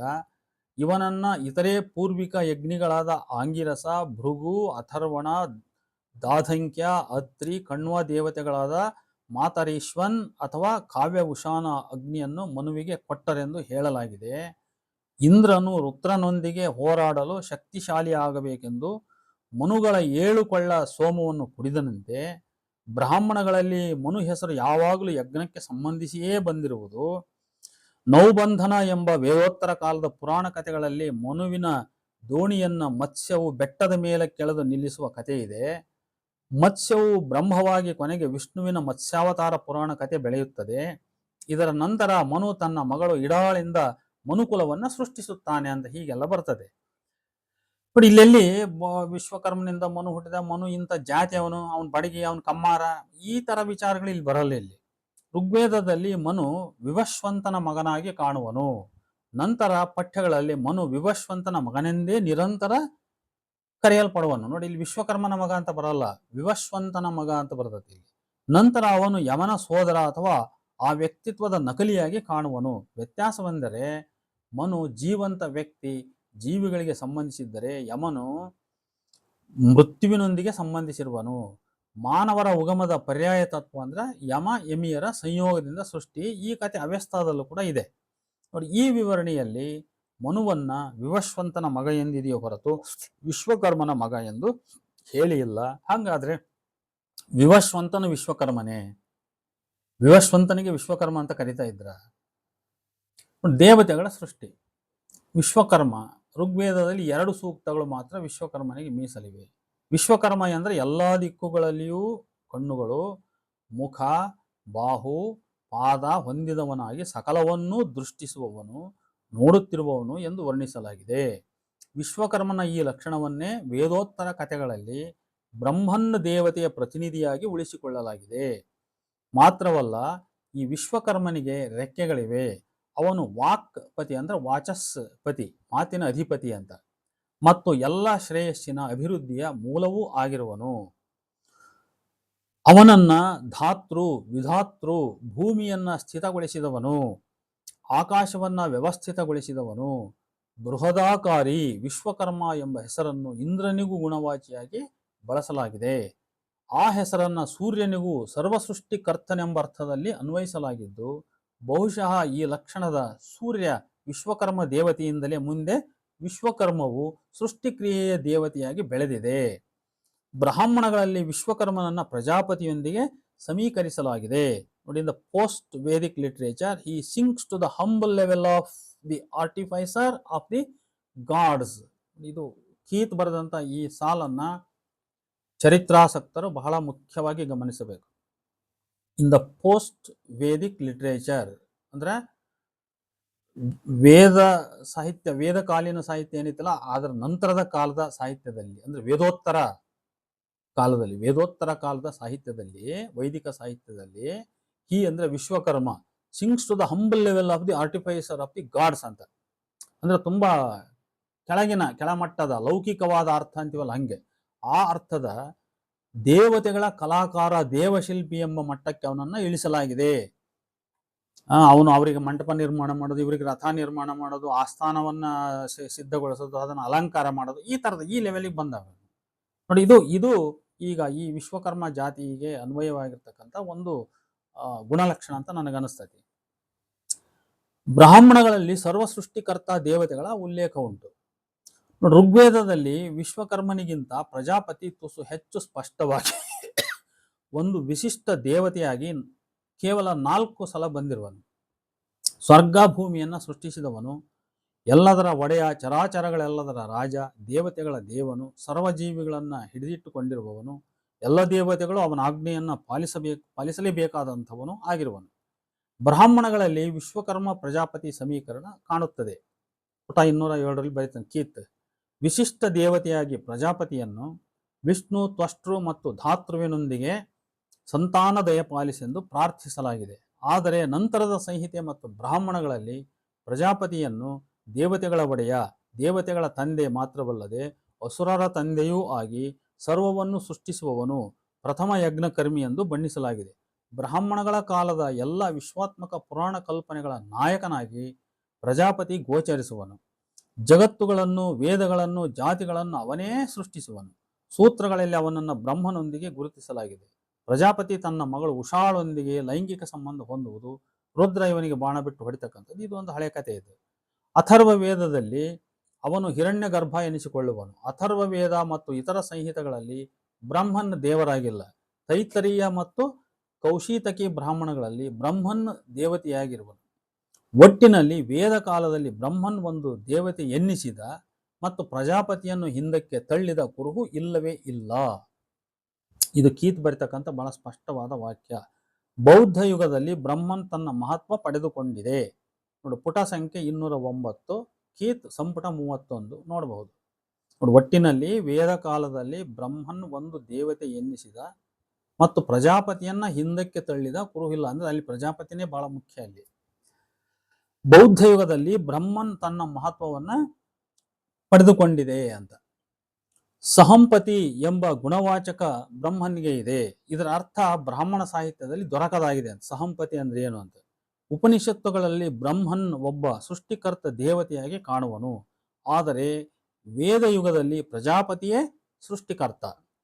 ನೋಡಿ, ಗಮನಿಸಬೇಕಾದ ಸಂಗತಿ, ಪ್ರಜಾಪತಿ ವಿಶ್ವಕರ್ಮ ಸಮೀಕರಣ ವೇದೋತ್ತರ ಯುಗದ ಬ್ರಾಹ್ಮಣಗಳಲ್ಲಿ ಕಂಡರೂ ಕೂಡ ಈ ವಿಶ್ವಕರ್ಮನು ವಿಶ್ವಕರ್ಮ ಬ್ರಾಹ್ಮಣವಾದಿಗಳು ಕಲ್ಪಿಸುವಂತ ಒಂದು ನಿರ್ದಿಷ್ಟ ವೃತ್ತಿ ಜಾತಿ ಸಮುದಾಯದ ಸೃಷ್ಟಿಕರ್ತನಾಗಿ ಕಾಣಬರುವುದಿಲ್ಲ. ಅವನು ವಿಶ್ವದ ಸೃಷ್ಟಿಕರ್ತನಾಗಿ ಕಾಣ್ತಾನೆ. ವಿಶ್ವಕರ್ಮ ಪದವನ್ನೇ ನಾವು ಕನ್ಫ್ಯೂಸ್ ಮಾಡ್ಕೋಬಾರದು. ವಿಶ್ವಕರ್ಮ ಬ್ರಾಹ್ಮಣವಾದಿಗಳು ಕಲ್ಪನೆ ಮಾಡಿ ಅವರು ತಮ್ಮ ಮೂಲ ಪುರುಷ ಅಂತ ಹೇಳ್ಕೊಳ್ಳೋ ವಿಶ್ವಕರ್ಮನೇ ಬೇರೆ. ಅವನು 5 ಜಾತಿ ಸೃಷ್ಟಿ ಮಾಡೋ ವಿಶ್ವಕರ್ಮ. ಅವನು ಮನು ಮಾಯ ಮುಂತಾದ ಈ ತನ್ನ ಮಕ್ಕಳ ಮುಖಾಂತರ ಈ ಜಗತ್ತಿನಲ್ಲಿ 5 ವೃತ್ತಿಗಳನ್ನ ಸೃಷ್ಟಿ ಮಾಡ್ತಾನೆ ಅವನು. ಆದರೆ ಇವನು ಸಕಲ ವಿಶ್ವವನ್ನ ಸೃಷ್ಟಿ ಮಾಡ್ತಕ್ಕಂಥವನು, ಈ ಇಡೀ ಬ್ರಹ್ಮಾಂಡ ಜಗತ್ತಿಗೆಲ್ಲ ಕಾರಣನಾದಂಥವನು ಅವನು ವಿಶ್ವಕರ್ಮ. ಅವನನ್ನ ಪ್ರಜಾಪತಿಗೆ ಸಮೀಕರಿಸಿರ್ತಕ್ಕಂಥದ್ದನ್ನು ನಾವು ಋಗ್ವೇದದಲ್ಲಿ ನಾವು ಕಾಣ್ತಿದ್ದೀವಿ. ನಾವು ಇನ್ನು ತ್ವಷ್ಟೃ ಬಗ್ಗೆ ನಾವು ಆಗಲೇ ಕೆಲವು ವಿಚಾರಗಳನ್ನು ಸಾಕಷ್ಟು ಹೇಳಿದ್ದೇವೆ. 65 ಬಾರಿ ಋಗ್ವೇದ ಮಂತ್ರಗಳಲ್ಲಿ ಉಲ್ಲೇಖಿಸಲ್ಪಟ್ಟ ಬಹಳ ಮುಖ್ಯವಾದ ಮಧ್ಯವರ್ತಿ ದೇವತೆ ತ್ವಷ್ಟೃ. ಋಗ್ವೇದಗಳ ಇತರೆ ದೇವತೆಗಳಂತೆ ಅವನು ಕೂಡ ಸ್ವರ್ಗಕ್ಕೆ ಹೋಗುವನು, ಆಶೀರ್ವದಿಸುವನು. ಆದರೆ ಅವನ ಮುಖ್ಯ ಲಕ್ಷಣ ಅಂದ್ರೆ ಅವನು ಕೈಯಲ್ಲಿ ಹಿಡಿದಿರುವ ಕಬ್ಬಿಣದ ಕೊಡಲಿ, ಅದರಿಂದ ಅವನೊಬ್ಬ ಕಲಾನಿಪುಣ ಎಂದು ಸೂಚಿತ. ಅವನು ಇಂದ್ರನ ಬೋಲ್ಟ್ ಅನ್ನು ತಯಾರಿಸುವನು, ಬ್ರಾಹ್ಮಣಸ್ಪತಿಯ ಕೊಡಲಿಯನ್ನು, ದೇವತೆಗಳು ಕುಡಿಯುವ ಲೋಟವನ್ನು ತಯಾರಿಸುವನು, ಮನುಷ್ಯರಲ್ಲಿ ಪ್ರಾಣಿಗಳಲ್ಲಿ ರೇತಸ್ಸು ಸೃಷ್ಟಿಸುವ ಶಕ್ತಿಯಾಗಿರುವನಲ್ಲದೆ. ತ್ವಷ್ಟೃವಿನ ಈ ಕಾರ್ಯಗಳು ನಮಗೆ ಮುಖ್ಯ. ಯಾಕಂದ್ರೆ ಈ ಕಾರ್ಯಗಳೇ ಅವು ವಿಶ್ವಕರ್ಮ ಕಾರ್ಯಗಳಂತ ಅನಿಸ್ಕೊಳ್ತಾವ ಆಟೋಮೆಟಿಕ್ ಆಗಿ. ಮನುಷ್ಯರಲ್ಲಿ ಪ್ರಾಣಿಗಳಲ್ಲಿ ರೇತಸ್ಸು ಸೃಷ್ಟಿಸುವ ಶಕ್ತಿಯಾಗಿರುವನಲ್ಲದೆ ಒಬ್ಬರಿನ್ನೊಬ್ಬರಿಗೆ ಪತಿಪತ್ನಿಯರಾಗುವಂತೆ ಒಡಲಿನಿಂದ ರೂಪಿಸುವವನು ಆಗಿ ತಲೆಮಾರುಗಳವರೆಗೆ ಅದರ ಅಧಿಪತ್ಯ ಹೊಂದಿರುವವನು ತ್ವಷ್ಟಾರ. ಒಬ್ಬೊಬ್ಬರನ್ನ ಗಂಡ ಹೆಂಡತಿಯನ್ನ ಕೂಡಿಸ್ತಕ್ಕಂಥದ್ದು, ಅವರೊಳಗೆ ಸಂತಾನ ಶಕ್ತಿ ವೃದ್ಧಿ ಮಾಡ್ತಕ್ಕಂಥದ್ದು. ಅದಕ್ಕೋಸ್ಕರ ಅವರನ್ನ ಪುತ್ರ ಸಂತಾನವನ್ನು ಕೋರಿ ಪ್ರಾರ್ಥನೆ ಮಾಡ್ತಾರೆ ಅವ್ರನ್ನ, ಈ ದೇವತೆಗಳನ್ನ. ಅವನನ್ನ ವೇದ ಸಾಹಿತ್ಯದಲ್ಲಿ ಮತ್ತೆ ಮತ್ತೆ ಮನುಷ್ಯರಲ್ಲಿಯೂ ಪ್ರಾಣಿಗಳಲ್ಲಿಯೂ ಜೋಡಿಗಳನ್ನು ಅಂದ್ರೆ ಗಂಡು ಹೆಣ್ಣು ಅಂತ ರೂಪಿಸುವವನೆಂದು, ಪರಸ್ಪರರನ್ನ ಕೂಡಿಸುವವನೆಂದು ಮತ್ತು ಹೊಂದಿಸುವವನೆಂದು ವರ್ಣಿಸಲಾಗಿದೆ. ಕುದುರೆಗಳನ್ನ ಸೃಷ್ಟಿಸುವವನು ಕೂಡ ಅವನೇ ಅಂತ. ನೋಡಿ, ಇದು ತ್ವಷ್ಟೃನ ವಿಶೇಷವಾದ ಲಕ್ಷಣ. ಇದು ಈ ತ್ವಷ್ಟೃನ ವಿಶೇಷ ಲಕ್ಷಣಗಳು ಆ ವಿಶ್ವಕರ್ಮನಿಗೂ ಇವೆ ಅಂತಲೇ ಇದರ ಅರ್ಥ.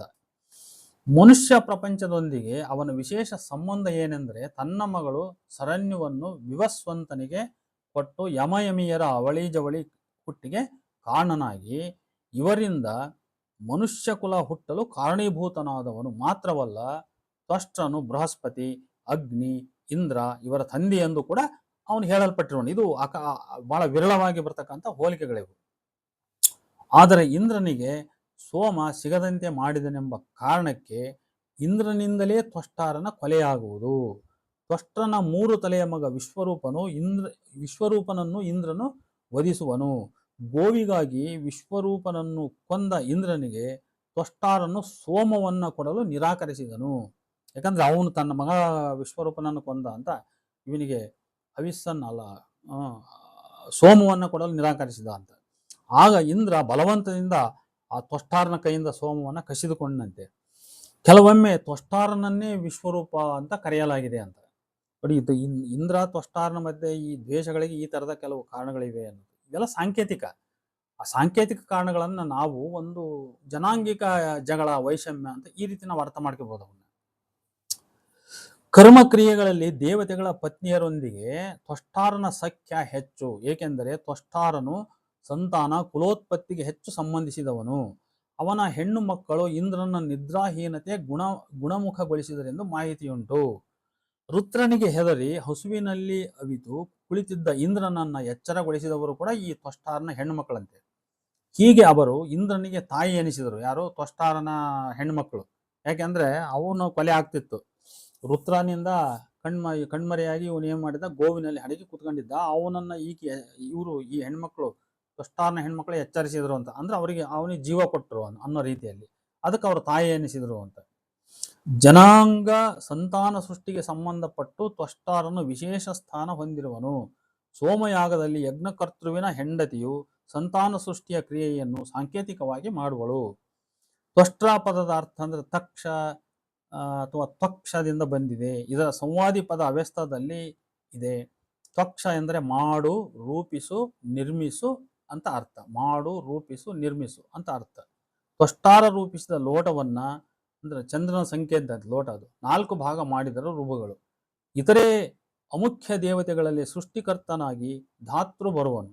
ಈ ಧಾತೃ ಗುಣವಾಚಕ ಪದವು ಇಂದ್ರನಿಗೂ ವಿಶ್ವಕರ್ಮನಿಗೂ ಕೂಡ ಅದು ಅನ್ವಯವಾಗಿದೆ ಅಂತ ನೋಡಿ. ಇಲ್ಲೆಲ್ಲೂ ತ್ವಷ್ಟೃವನ್ನು ವಿಶ್ವಕರ್ಮನ ಮಗ ಎಂದು ಹೇಳಿಲ್ಲ. ವಿಶ್ವಕರ್ಮನಿಂದ ಮನು, ಮಾಯಾ, ತ್ವಷ್ಟೃ ಮುಂತಾದ ಪಂಚರ್ಷಿಗಳು ಹುಟ್ಟಿದರೆಂಬ ಕಥೆಯೇ ಇಲ್ಲಿ ಕಾಣದು. ಹಾಗಾದ್ರೆ ವಿಶ್ವಬ್ರಾಹ್ಮಣವಾದಿಗಳು ಪಂಚರ್ಷಿಗಳು ವಿಶ್ವಕರ್ಮನಿಂದ ಹುಟ್ಟಿದ ಕಥೆಯನ್ನು ಯಾವ ಮೂಲದಿಂದ ತಂದರು ಅನ್ನೋದು ಒಂದು ಕುತೂಹಲದ ಪ್ರಶ್ನೆ ಆಗ್ತದೆ. ಅದು ಅವ್ರು ಎಲ್ಲಿಂದ ಹಿಡ್ಕೊಂಡ್ಬಂದ್ರು ಅಂತ. ವಿಶ್ವಕರ್ಮನಿಂದ ಹುಟ್ಟಿದ ಮನು, ಮಾಯಾದಿ 5 ವೃತ್ತಿ ದೇವತೆಗಳನ್ನು ರುದ್ರ ಶಿವನ ಸದ್ಯೋಜಾತಾದಿ 5 ಮುಖಗಳೊಂದಿಗೆ ಹೇಗೆ ಬೆಸೆದರು? ಇದು ಸಮಂಜಸವೇ? ಹೀಗೆ ತಮ್ಮದೇ 5 ಗೋತ್ರ ಪುರುಷರಿದ್ದರೂ ಗೋಬ್ರಾಹ್ಮಣರೆಂದು ಹೀಗಳೆಯಲ್ಪಟ್ಟ ಸಪ್ತರ್ಷಿಗಳಾದ ಅತ್ರಿ, ಭೃಗು ಇವರ ಹೆಸರನ್ನೇಕೆ ಕೆಲವೆಡೆ ಅವರು ವಿಶ್ವಕರ್ಮ ಚರಿತ್ರೆಯಲ್ಲಿ ನಾವು ತರ್ಸ್ಟನ್ ಪುಸ್ತಕದಲ್ಲಿ ನೋಡಿದ್ದೇವೆ. ಕೆಲವರು ಹೇಳ್ಕೊಂಡ್ರಲ್ಲ, ಯಾಕೆ ಭೃಗು ಇತ್ಯಾದಿ ಸಪ್ತರ್ಷಿಗಳನ್ನು ಯಾಕೆ ಹೇಳ್ಕೊಂಡ್ರು ಅವರು? ತಾವು ಪಂಚಾರ್ಷೇಯದವರು ಅಂತ ಸ್ಟ್ರಿಕ್ಟ್ಲಿ ಅವರಿಂದ ಡಿಫ್ರೆಂಟ್ ಆಗಿ ಇವರು ಅವ್ರಿಗಿಂತ ಪ್ರಾಚೀನ ಅಂತ ಅವ್ರ ಚರಿತ್ರೆ ಅವರು ಈಗ ಹೇಳ್ಕೊಳ್ಳುವಾಗ ಸಪ್ತಾರ್ಷೇಯಗಳ ನಂಟು ಇವರಿಗೆ ಯಾಕೆ ಬೇಕು ಅನ್ನೋ ಪ್ರಶ್ನೆ ಬರ್ತೈತಿ. ಆಮೇಲೆ ರುದ್ರಶಿವನ 5 ಮುಖಗಳನ್ನ ತಮ್ಮ ಈ ಕಥೆಯೊಂದಿಗೆ 5 ಮನುಮಾಯ ಮುಂತಾದವರೊಂದಿಗೆ ಅದನ್ನು ಕನೆಕ್ಟ್ ಮಾಡ್ತಕ್ಕಂಥ ಅವಶ್ಯಕತೆ ಏನಿತ್ತು? ಇದೆಲ್ಲ ಈ ಕುರಿತು ಪರಿಶೀಲಿಸಬೇಕಾದ ಇನ್ನೊಂದು ಬಹಳ ಮುಖ್ಯವಾದ ಸಂಶೋಧನಾ ಪ್ರಬಂಧ ಗಾಯತ್ರಿ ದೇವಿ ಜಿ ಮತ್ತು ಡಾಕ್ಟರ್ ಸಿ ನಾಡರಾಜನ್ ಇವರು ಬರೆದ multiple reality in social context of caste degradation of Vishwakarmas ಎಂಬ ಪ್ರಬಂಧ. ಇದು journal of pharmaceutical negative results volume 13 special issue 9 2022 ಇಲ್ಲಿ ಪ್ರಕಟ ಆಗಿರತಕ್ಕಂಥದ್ದು. ಈ ಪ್ರಬಂಧದಲ್ಲಿ ಕೇರಳ ನಾಡಿನ ವಿಶ್ವಕರ್ಮರನ್ನು ಆಧರಿಸಿ ಇವರು ಚರ್ಚಿಸಿದ್ದಾರೆ. ಕೆಲವು ವಿಷಯಗಳು ಈಗಾಗಲೇ ಬಂದಿರವೆ, ಕೆಲವು ರಿಪೀಟ್ ಆಗ್ತವೆ. ಆದರೂ ಈ ಲೇಖನದ ಚರ್ಚೆಯ ಉದ್ದೇಶಕ್ಕಾಗಿ ನಾವು ತಿಳ್ಕೊತಾ ಹೋಗ್ಬೇಕಷ್ಟೆ. ನೋಡಿ, ಬಡಗಿ ಅಂದ್ರೆ ಮಾಯ, ಕಮ್ಮಾರ ಮನು, ಕಂಚುಗಾರ ತ್ವಷ್ಟೃ, ಅಕ್ಸಾಲ್ಯ ದೈವಜ್ಞ ಶಿಲ್ಪಿ ಈ 5 ಕರಕುಶಲ ಕರ್ಮಿಗಳು ವಿಶ್ವಕರ್ಮನ ವಂಶದವರು. ವೈದಿಕರ ಸಂಚಿಗೆ ಬಲಿಯಾಗಿ ಇವರು ಸಾಮಾಜಿಕವಾಗಿ ಕೀಳು ಸ್ಥಾನ ಪಡೆವಂತಾದರು ಎಂದು ಆರಂಭದಲ್ಲಿಯೇ ಇವರು ಬರೆದಿದ್ದಾರೆ. ವೈದಿಕರ ಸಂಚಿಗೆ ಬಲಿಯಾಗಿ 5 ಸಾಮಾಜಿಕವಾಗಿ ಕೀಳು ಸ್ಥಾನ ಪಡೆವಂತಾದರು. ಕೇರಳದಲ್ಲಿ ಜಾತಿ ಶ್ರೇಣಿಯಲ್ಲಿ ಈ 5 ವಿಶ್ವಕರ್ಮ ಉಪಜಾತಿಯವರು ನಾಯರ್ಗಳಿಗಿಂತ ಕೆಳ ಸ್ಥಾನದವರು ಅಂತ ಬರೀತಾರೆ. ಅವರು ಅಸ್ಪೃಶ್ಯ ವರ್ಗ, ಪೊಲಿಟಿಂಗ್ ಕ್ಯಾಸ್ಟ್ ವಿತ್ ಗ್ರೇಡೆಡ್ ಡಿಸ್ಟೆನ್ಸ್ ಅಂತ ಇಂಗ್ಲಿಷ್ನಲ್ಲಿ ಬರೆದಾರೆ ಅವರು. ಪೊಲಿಟಿಂಗ್ ಕ್ಯಾಸ್ಟ್ ವಿತ್ ಗ್ರೇಡೆಡ್ ಡಿಸ್ಟೆನ್ಸ್ ಅಂತ. ಅಸ್ಪೃಶ್ಯ ವರ್ಗ ಮೂರ್ತಿಗಳನ್ನು ನಿರ್ಮಿಸುವ ಚಂಬೊಟ್ಟಿಗಳನ್ನು ಕಮ್ಮಲ್ಲನ್ಗಿಂತ ಶ್ರೇಷ್ಠ ಎಂದು ಭಾವಿಸಲಾಗಿದೆ. ಕಮ್ಮಾರರು ಕೃಷಿ ಉಪಕರಣಗಳು, ಬೀಗ, ಕೀಲಿ ಮುಂತಾದ ಗೃಹೋಪಯೋಗಿ ಸಾಮಗ್ರಿಗಳನ್ನೆಲ್ಲ ಮಾಡ್ತಾರೆ. ಮುಸಾರಿಗಳು ಚಂಬು, ಪಾತ್ರೆ ಮುಂತಾದ ಗೃಹೋಪಯೋಗಿ ವಸ್ತುಗಳನ್ನು ಮಾಡ್ತಾರೆ ಹಿತ್ತಾಳೆ ತಾಮ್ರಗಳಿಂದ. ವಿಶ್ವಕರ್ಮನ ಈ ವಂಶಸ್ಥರು ಭಾರತದ ಚತುರ್ವರ್ಣ ವ್ಯವಸ್ಥೆಯಡಿ ಬರಲ್ಲ ಅಂತ ಬರೆದಾರ ಅವರು. ಚತುರ್ವರ್ಣ ವ್ಯವಸ್ಥೆ ಬ್ರಾಹ್ಮಣರದೇನಿದೆ ಅದರಲ್ಲಿ ಇವರು ಬರಲ್ಲ ಅಂತ. ಅವರ ಸಾಮಾಜಿಕ ಸ್ಥಾನಮಾನ ಅಸ್ಥಿರ. ಇತಿಹಾಸದುದ್ದಕ್ಕೂ ಈ ಜಾತಿ ಅನೇಕ ಏಳು ಬೀಳುಗಳನ್ನು ಕಂಡಿದೆ. ದಕ್ಷಿಣ ಭಾರತದ ರಾಜರ ಯುಗದ ಗುಡಿ ನಿರ್ಮಾಣ ಕಾಲದಲ್ಲಿ ಅವರು ಮಾಡುತ್ತಿದ್ದ ಗುಡಿ ಕಾಮಗಾರಿಕೆಯ ಸ್ವರೂಪಕ್ಕನುಸಾರ ಈ ವಿಶ್ವಕರ್ಮರ ಸ್ಥಾನಮಾನ ಬದಲಾಗುತ್ತಾ ಬಂದಿದೆ ಅಂತ. ರಾಜರ ಯುಗದಲ್ಲಿ ಗುಡಿ ಕೆಲಸಗಳು ಇವೆ, ಕೋಟೆ ಕೆಲಸ, ಕೊತ್ತಲ ಕೆಲಸ ಸೃಷ್ಟಿಯಾದವು. ಆಗ ಯಾರ್ಯಾರು ಯಾವ್ಯಾವ ಕೆಲಸಗಳಿಗೆ ಅಂಟಿಕೊಂಡ್ರೆ ಆ ಕೆಲಸದ ವೃತ್ತಿ ಆಧಾರದ ಮೇಲೆ ಇವರು ಒಬ್ರು ಶ್ರೇಷ್ಠ, ಒಬ್ರು ಕನಿಷ್ಠ ಅಂತ. ಮೂರ್ತಿ ಮಾಡೋನು ಶ್ರೇಷ್ಠ, ಬೇರೆ ಹೊರಗಡೆ ಕಬ್ಬಣ ಗೇಟ್ ಮಾಡೋಣ ಕನಿಷ್ಠ ಅಂತ ಈ ಥರದ ಒಂದು ಮೇಲು ಕೀಳು ಅವರಲ್ಲಿ ಹುಟ್ಕೊಂಡಿದೆ ಅಂತ. ಆರಂಭದಲ್ಲಿ ಗುಡಿ ಅಥವಾ ಇತರೆ ಕಟ್ಟಡಗಳನ್ನು ಅಲ್ಪ ಜನರು ನಿರ್ಮಿಸುತ್ತಿದ್ದರು. ಈ ಕಾರಣಕ್ಕೆ ಪ್ರಾಚೀನದಲ್ಲಿ ರಥಕಾರರ ಮತ್ತು ಕಾಷ್ಟಕಾರರ ಉಲ್ಲೇಖ ದೊರಕುತ್ತವೆ. ತಂತ್ರಜ್ಞಾನವು ಕಟ್ಟಿಗೆಯಿಂದ ಕಲ್ಲಿನ ಕಡೆ ಹೊರಳಿದಾಗ ಬಡಗಿಗಳಿಗೆ ಹಿನ್ನಡೆಯಾಯಿತು, ಶಿಲ್ಪಿಗಳು ಮೇಲೆ ಬಂದರು.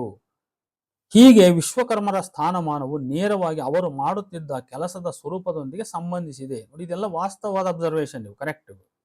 ಇಂಥ ಸಂದರ್ಭದಲ್ಲಿ ವಿಶ್ವಕರ್ಮ ಉಪಜಾತಿಗಳು ತಮ್ಮ ವೃತ್ತಿ ಕಸಬನ್ನ ತಮ್ಮ ಕುಲದ 5 ಕಸಬುಗಳ ವ್ಯಾಪ್ತಿಯೊಳಗೆ ಬದಲಾಯಿಸಿಕೊಂಡಿರುವರು. ಅಂದ್ರೆ ಕಮ್ಮಾರ ಬಡಿಗೆರಾಗಿರ್ಬೋದು, ಬಡಿಗೆರ ಅಕ್ಸಾಲಿಗರಾಗಿರ್ಬೋದು, ಇನ್ನೊಂದಾಗಿರ್ಬೋದು, ಈ ರೀತಿ ತಮ್ಮ ವೃತ್ತಿಗಳನ್ನ ಅವರು ಬದಲಾಯಿಸಿಕೊಂಡಿರಬಹುದು. ಅವರು ಇವರ ಸಾಮಾಜಿಕ ಸ್ಥಾನಮಾನಗಳನ್ನು ಪರೀಕ್ಷೆಗೊಡ್ಡಿದ ಡಾಕ್ಟರ್ ಕೃಷ್ಣರಾವ್ ಅವರ ಪ್ರಕಾರ ಈ ಜನ ಹೆಚ್ಚು ಸುಸಂಘಟಿತರಾದವರು. ಬಂಗಾರ ಕೆಲಸದ ಪಂಚಾಳರು, ನಾಣ್ಯಗಳನ್ನು ಮಾಡುತ್ತಿದ್ದ ಕಮ್ಮಾರರು, ಬಡಗಿ ಮತ್ತು ಕಟ್ಟಡ ಕೆಲಸದವರು, ಇವರೆಲ್ಲರನ್ನು ವೀರ ಪಂಚಾಳರು ಅಂತ ಕರೆಯಲಾಗಿದೆ. ಕ್ರಿಸ್ತಶಕ 8-9 ಕಾಲದಲ್ಲಿ ಇವರು ಬ್ರಾಹ್ಮಣರಿಗೆ ತತ್ಸಮಾನವಾದ ಸ್ಥಾನ ಹೊಂದಿದ್ದರು. ಆಗ ಕೆತ್ತನೆ, ಕಟ್ಟಡ ಕೆಲಸಗಳು ಉತ್ತುಂಗಕ್ಕೇರಿದ್ದವು ಎಂದು ಇವರು ಬರೆದಿದ್ದಾರೆ. ಆದರೆ ಇದೇ ಕಾಲದ ಇದಕ್ಕೂ ಪೂರ್ವದ ಅಮರಕೋಶವು ಈ ಕಸಬುದಾರರನ್ನ ಶೂದ್ರ ವರ್ಗದಲ್ಲಿ ಸೇರಿಸಿದೆಯಲ್ಲ. ಹಾಗಾದ್ರೆ ನೋಡಿ, ಇವರೇನು ಹೇಳ್ತಾರೆ, ಅವಾಗ 8-9ನೇ ಶತಮಾನದಲ್ಲಿ ಶ್ರೇಷ್ಠ ಸ್ಥಾನ ಇತ್ತು ಅಂತ. ಆದ್ರೆ 6-8ನೇ ಶತಮಾನದ ಅಮರಕೋಶ ಮತ್ತು ಅವನ ಯಾಕೆ ಶೂದ್ರರ ಪಟ್ಟಿಯಲ್ಲಿ ಸೇರಿಸಿದ? ಇವರು ಹೇಳುವಂತೆ ಈ ಕೆತ್ತನೆ ಲೋಹದ ಹಾಗೂ ಕಲ್ಲಿನ ಮೇಲೆ ಬರಹ ಕೆತ್ತನೆ ಮಾಡುವ ಕೆಲಸ ಮಾಡುತ್ತಿದ್ದ ಪಂಚಾಳರು ಇವರು ಜನಿವಾರ ಧರಿಸುತ್ತಿದ್ದರು ಮತ್ತು ತಮ್ಮನ್ನು ತಾವು ವಿಶ್ವ ಬ್ರಾಹ್ಮಣರು ಎಂದು ಕರೆದುಕೊಂಡಿರುವರು. ನೋಡಿ, ಇದು ನಾನು ಆಗ್ಲೇ ಹೇಳಿದೆ, ಇದು ಅನೇಕ ಕಡೆ ಬರ್ತದೆ. ಇದು ಈ ತಾವು ಬ್ರಾಹ್ಮಣರು ಎನ್ನುವ ವಾದ, ಇದು ಇಟ್ ಈಸ್ ಸೆಂಟ್ರಡ್ ಅರೌಂಡ್ ಪಂಚಾಳಸ್. ಅದರಲ್ಲೂ ಅಕ್ಕಸಾಲಿಗರಲ್ಲಿ ಈ ವಾದ ಹೆಚ್ಚಾಗಿ ಹುಟ್ಟಿಕೊಂಡಿದೆ. ಅದರಿಂದ ಇಲ್ಲಿ ಇವ್ರ ಮಾತು ಕೂಡ ಇಂಪಾರ್ಟೆಂಟ್. ಇವರು ಹೇಳುವಂತೆ ಈ ಕೆತ್ತನೆ ಲೋಹದ ಹಾಗೂ ಕಲ್ಲಿನ ಮೇಲೆ ಬರಹ ಕೆತ್ತನೆ ಕೆಲಸ ಮಾಡುತ್ತಿದ್ದವರು ಪಂಚಾಳರು. ಇವರು ಜನಿವಾರದ ಅಂದ್ರೆ ತಾಮ್ರ ಶಾಸನಗಳೆಲ್ಲ ಬರೀತಿದ್ದಾರೆ. ಇವರು ಜನಿವಾರ ಧರಿಸುತ್ತಿದ್ದರು ಮತ್ತು ತಮ್ಮನ್ನು ತಾವು ವಿಶ್ವಕರ್ಮ ಬ್ರಾಹ್ಮಣರು ಎಂದು ಕರೆದುಕೊಂಡಿರುವರು ಅಂತ. They considered themselves to be Vishwakarma Brahmanas. ಈ ಮಾತು ಅರ್ಥ ಮಾಡ್ಕೋಬೇಕು. ಯಾಕಂದ್ರೆ ಅವರೇ ತಮ್ಮನ್ನು ಬ್ರಾಹ್ಮಣರು ಅಂತ ಕರ್ಕೊಳ್ಳೋದು ಬೇರೆ, ಅವ್ರು ತಮ್ಮನ್ನು ಸ್ವಯಂ ಘೋಷಣೆ ಮಾಡ್ಕೊಂಡಂಗೆ. ಅದು ಚರಿತ್ರೆಯಲ್ಲಿ ಬೇರೆಯವರು ಗುರುತಿಸೋದು ಬೇರೆ. ಈ ಮಾತು ಮುಖ್ಯವಾಗಿ ಇಲ್ಲಿ ಗಮನಿಸಬೇಕು. ಈ ಜನಿವಾರಧಾರಿ ಪಂಚಾಳರು ತಮ್ಮನ್ನೇ ತಾವು ವಿಶ್ವಕರ್ಮ ಬ್ರಾಹ್ಮಣರು ಎಂದು ಘೋಷಿಸಿಕೊಂಡಿರುವರು. ಆದರೆ ಇದಕ್ಕೆ ಸಾಮಾಜಿಕ ಮಾನ್ಯತೆ ದೊರಕಿಲ್ಲದಿರುವುದು ಇತರೆ ಚಾರಿತ್ರಿಕ ಆಕಾರಗಳಿಂದ ನಮಗೆ ಸ್ಪಷ್ಟವಾಗುವುದು.